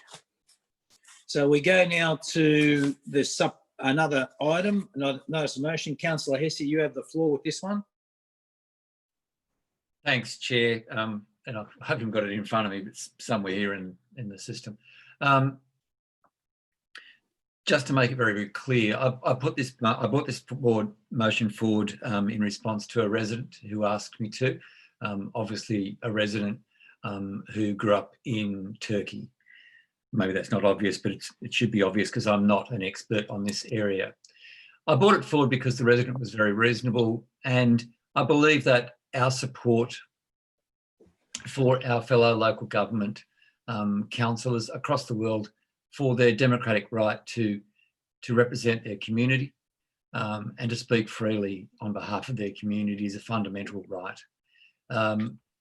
Human Rights Watch, as it says in there, have noted that local Kurdish politicians have been put on trial. May I speak next? And I should note too that generally the government of Turkey has, over the last few years, I think we're probably generally aware of this, has jailed anyone it believes is opposed to it, including police, army personnel, as well as teachers, academics, and so on. This is a terrible and dangerous step towards totalitarianism, and I would hope that we would support this tonight. I don't expect us to have a huge impact, but representing our community is important. We're a democratic community. I think we as a community support democratic rights. And if we can add one grain of sand to the weight of global opinion in favour of democracy, I think that would be a very useful thing. And I think I'll leave it there. If I need to sum up, I shall. Okay. Mayor. Yes. Sorry, Speaker. Councillor Macri. Yes. Could I ask that I've just seen this motion, sorry. Could I ask this matter, and I have an interest in this topic, could I ask this matter be deferred? Until we've got some time to consider this, please? That's fine, Mark. I did send it in earlier. It was an administrative error that it wasn't on the business papers originally, but I understand it's important that councillors are aware of it. So if there's a view it should be deferred to the next meeting, I'm okay with that. I'm happy with that. Is everyone else happy to just defer it? Well, no, not really. It's straightforward. Well, if we're You not either vote for it or against it. No, if they want more information on it, if they want to defer it. Where are you going to get it from? The President of Turkey. Well, where are you going to get the more information? Councillor Passos, please. The motion to defer has been moved. I'm happy to put that forward. What are the people happy to defer it? I'll go through the list. I'll start from the other end. Councillor Lockie, happy to defer it? Yes. Yes. Councillor Stamoulis? Yeah, that's fine. Councillor York's still not there. Councillor Skander? Yep. You happy to defer, Sam? All right, let's go to Councillor McKenna. Yes. Yes. Councillor Jury said yes. Councillor Steer? Yes. Yes. Councillor Kiat? Yes. Yes. I'm no. Yeah, you're no. I know. I was getting to you. Councillor Steer, Councillor Kiat, Councillor De Cruz? Yeah, I'm fine too. Yeah. Yeah. And Councillor. I've got Councillor scanned on screen, so if you'd like to ask him again and he puts his thumb up, I can relay that. Yeah, Sam, we're going to defer this item. You happy with that? Has he got his thumb up? Yep. Good. Yep. Okay. And I'm happy to defer. So that item is deferred. Now we've got a confidential matter. Now, we don't have to go into confidential session. If everyone's happy with the recommendation, I'm happy to do that. And then we've got an urgency matter.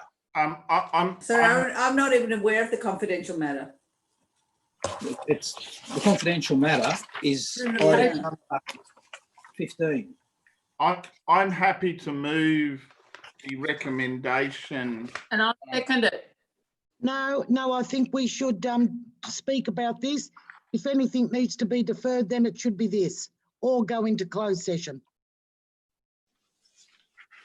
It just delays the urgency motion, Councillor Passos. Okay. We can do about the confidential matter. We can do the urgency motion first and then go into confidential session. No, we cannot. That's what we've done in the No, we cannot. You can't. No, we cannot, Councillor De Cruz. We have a code of meeting practice. We can't. We have done it in the past. Do we? Is there a consensus of opinion that people aren't unhappy with the recommendation? I'll just take a show. I'm happy with the recommendation. I'll say other councillors immediately that I'm not happy with that. I'm sorry. It wasn't printed in the agenda, and unfortunately, I must have missed the confidential item if it was sent. And if it was printed in the agenda, I missed it, and all the other councillors I spoke to did as well. Yeah, I missed it too. I haven't seen it, so I can't say. It came out to us. Look. It came in the business paper. Came with your business paper. It's in I don't receive them. I should change my address, I'm sure, but I don't receive papers anymore. Anyway, I haven't seen it, so I'd like to discuss on the hub. Okay. So, all right. Well, the issue is it's receive a note only. There's no action to be taken. So it's just but we can't receive a note something we haven't seen. Well, you should have seen it. Councillor Macri. Yes, Councillor Lockie. If there's no urgency to this confidential item, given that there are councillors who are not even aware of the report, they're not going to be able to receive and note it. Can I move that we defer this item to the next meeting? I'll second that. Can we just get advice from staff before we do that, please? Yes. Can we get advice from the CEO? Just to check. We are the council. We can defer it. We are the council. Yeah, I know we are the council. Councillor Pratten, you are a one councillor who speaks. Councillor Jury, please. Councillor, can the CEO, Michael, are you there? Yes, Mr. Chair. Look, we can defer this. I don't think there's any particular issue other than that councillors had asked us to bring it back as a matter of urgency. I'm not sure why councillors don't have their papers. We go to enormous lengths to get them to you. So if there's a problem, I'd like to know about that, please. Okay. Well, then if there's no urgency with it, then we'll have to defer it to the next meeting. Thank you. I moved that way, or if somebody else moved it. Yes, I moved that way. We've moved that way. Okay. All those in favour, say aye. Aye. No dissenters? Okay. Ian, can you bring up the urgency motion, please?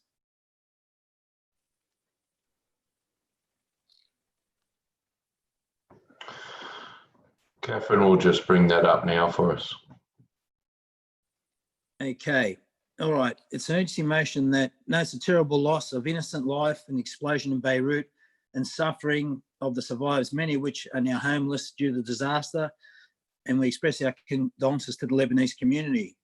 We donate $10,000 to a relief organisation that is working on the ground to assist residents of Beirut, with the funds to come from funds allocated to events budget for events which have been cancelled. And we also assist other Inner West members, Inner West community members that want to donate by having a relevant relief organisations link on our website. I second that, Councillor Macri, and thank you very much for putting it up. Now, the reason in Mayoral, when these disasters happen around all these humanitarian disasters, we always did something for them. And I know it's not a lot of money, but if it goes to the right organisation, and I'll leave that up to the staff to find the right organisation. I didn't want to be specific with that. They're actually on the ground, whether it's doctors that work abroad, whether it's the Red Cross or UNICEF, whichever one the staff feels are the right people to get the money to have the most impact. And then I'm happy once the staff can give us an indication. I'm going to put my hand up for $100 to the place where the staff actually saying to put the money. I'll put my money in as well. May I speak? Yes, you can, Councillor Passos. Well, as I think most of the councillors know, my mum's background is Lebanese. I have no family there whatsoever. The youngest in our family were all born here. We've been here that long. However, I know many, many people. I was on the phone all night when I heard that have family over there, that holidays, that could not come back because of COVID. It is so sad. The government over there, thank God they've resigned. And through their tragedy, I hope our country has learned a lesson that we don't have these stockpiles. And it's so sad that so many people lost their lives. And also they were already living under very, very difficult conditions. And we have a lot of Lebanese in the West Council area, second, third generation. Everybody has some type of tie there. And they were always going back home. It's terrible what they are going through, as with any tragedy in any part of the world. I really would like it to be $20,000. Even that's peanuts. I wanted 50, and I wanted maybe we put on the council website that any residents that would like to donate, that they can drop it off at council with their name and the amount at our counters. We really should be pushing this to help these people, as we do, as you said, in any other disaster. The country was already on its knees. Now it's on it, they're on their tummy. It is, unless you know somebody and you've spoken to people over there, you really don't know how bad it was before this. As I said, they're paying for a lesson I hope our country has learnt, and I hope that we have not got these type of things stockpiled in our cities. Please, I think we can find 20,000. And Councillor Macri, if you would support that, we put it on our website and ask people if they'd like to donate. That's part of the motion. That's part of the motion. Good, thank you. Any Can I further speak? speakers? Yes, Councillor. Can I speak? Yeah, I've got Councillor Jury first, I think. Was that who I heard? No, that's Sam. Hello? Yeah, Sam. Councillor Scandal. Sam. Yes, Sam. Yeah. Look, as everyone knows, it is a very, very big tragedy. Problems stemming from this tragedy is very wide.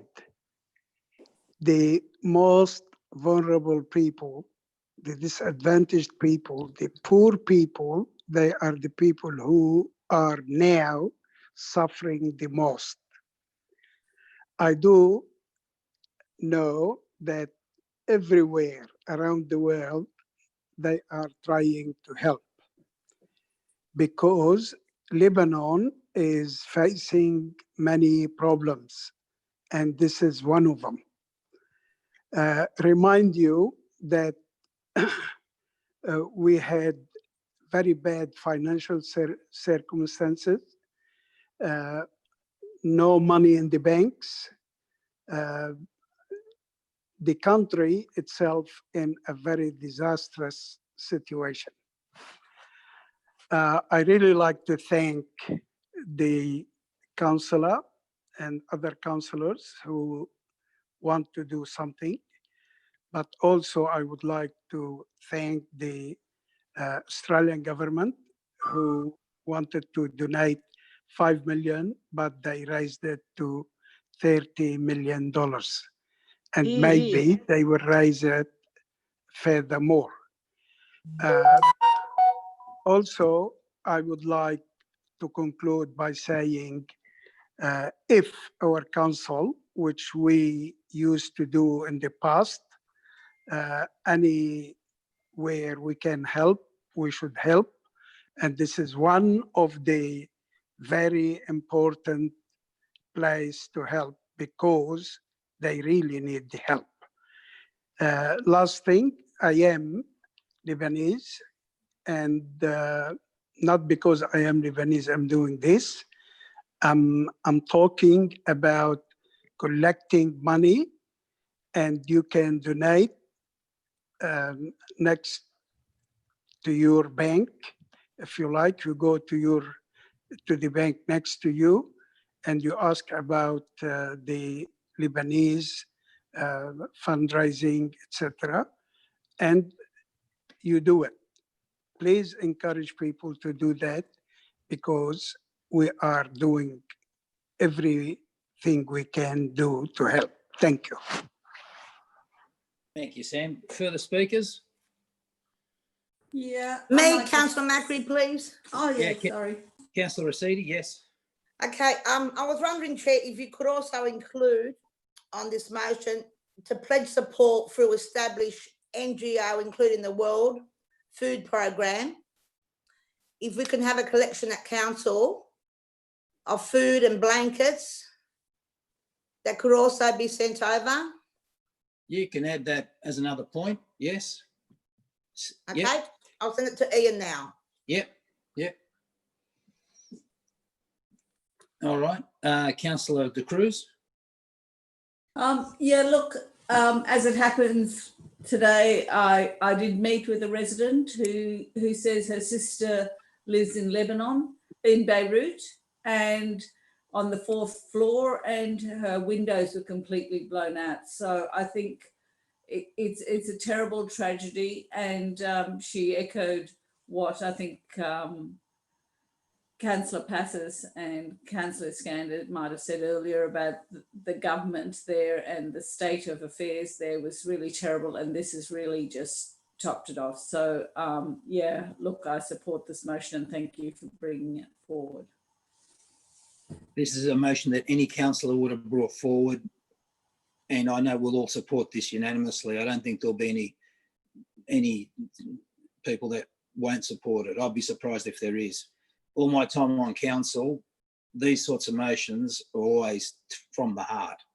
And if you grew up in the inner west and you know the inner west, you know the Lebanese community, they're a powerful force in the inner west. They're part of the blood that runs through the veins of the inner west. And going to school, my best friends were Lebanese, you know, and yes, up at DLSL Marrickville, the classes were split and we were multicultural, but significant numbers of Lebanese were in all those classes, and we had a great time growing up together. They are wonderful people, and they didn't really deserve this. It's really sad. Let's vote. Yep. All those in favour say aye. Can I speak? Sorry, Councillor Macri. Yes, Councillor Hesse. Sorry, I know Councillor Rescind's addition was very well meant, but I actually used to work for an aid organisation, and no disrespect at all, because as I say, I know Councillor Rescind's amendment was very well meant, but the cost of sending goods from Australia to Lebanon or anywhere overseas is prohibitive, and indeed would cost more than $10,000. So respectfully, I'd suggest that would not be part of it. No, our stuff will be going over by ship. Other organisations, all we have to do is be proactive and see what physical items are being sent, by whom, what organisation, and they're only willing to take extras.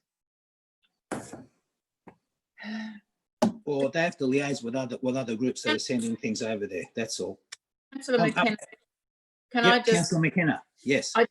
To add, in relation to that issue, I was going to say we should consult with the organisations Yes, first yes, before yes, we yes. actually collect, because we Yes. need to only get exactly what they want Yes. or what they can take, because maybe Yes. they can, maybe they can't. Yes. Can I, Yes, no, can I, that'd be great.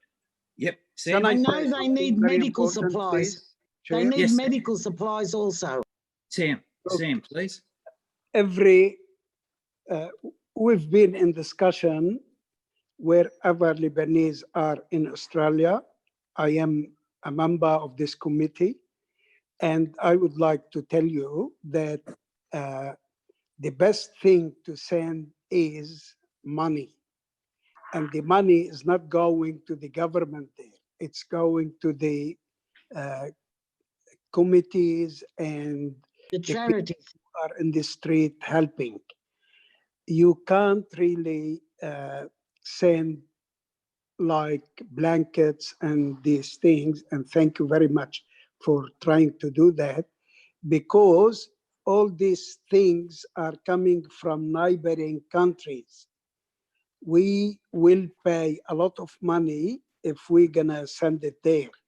So the best thing, and not to lose any of your value of the money, please send the money. And thank you very much. Councillor Macri, can we increase it to 20,000?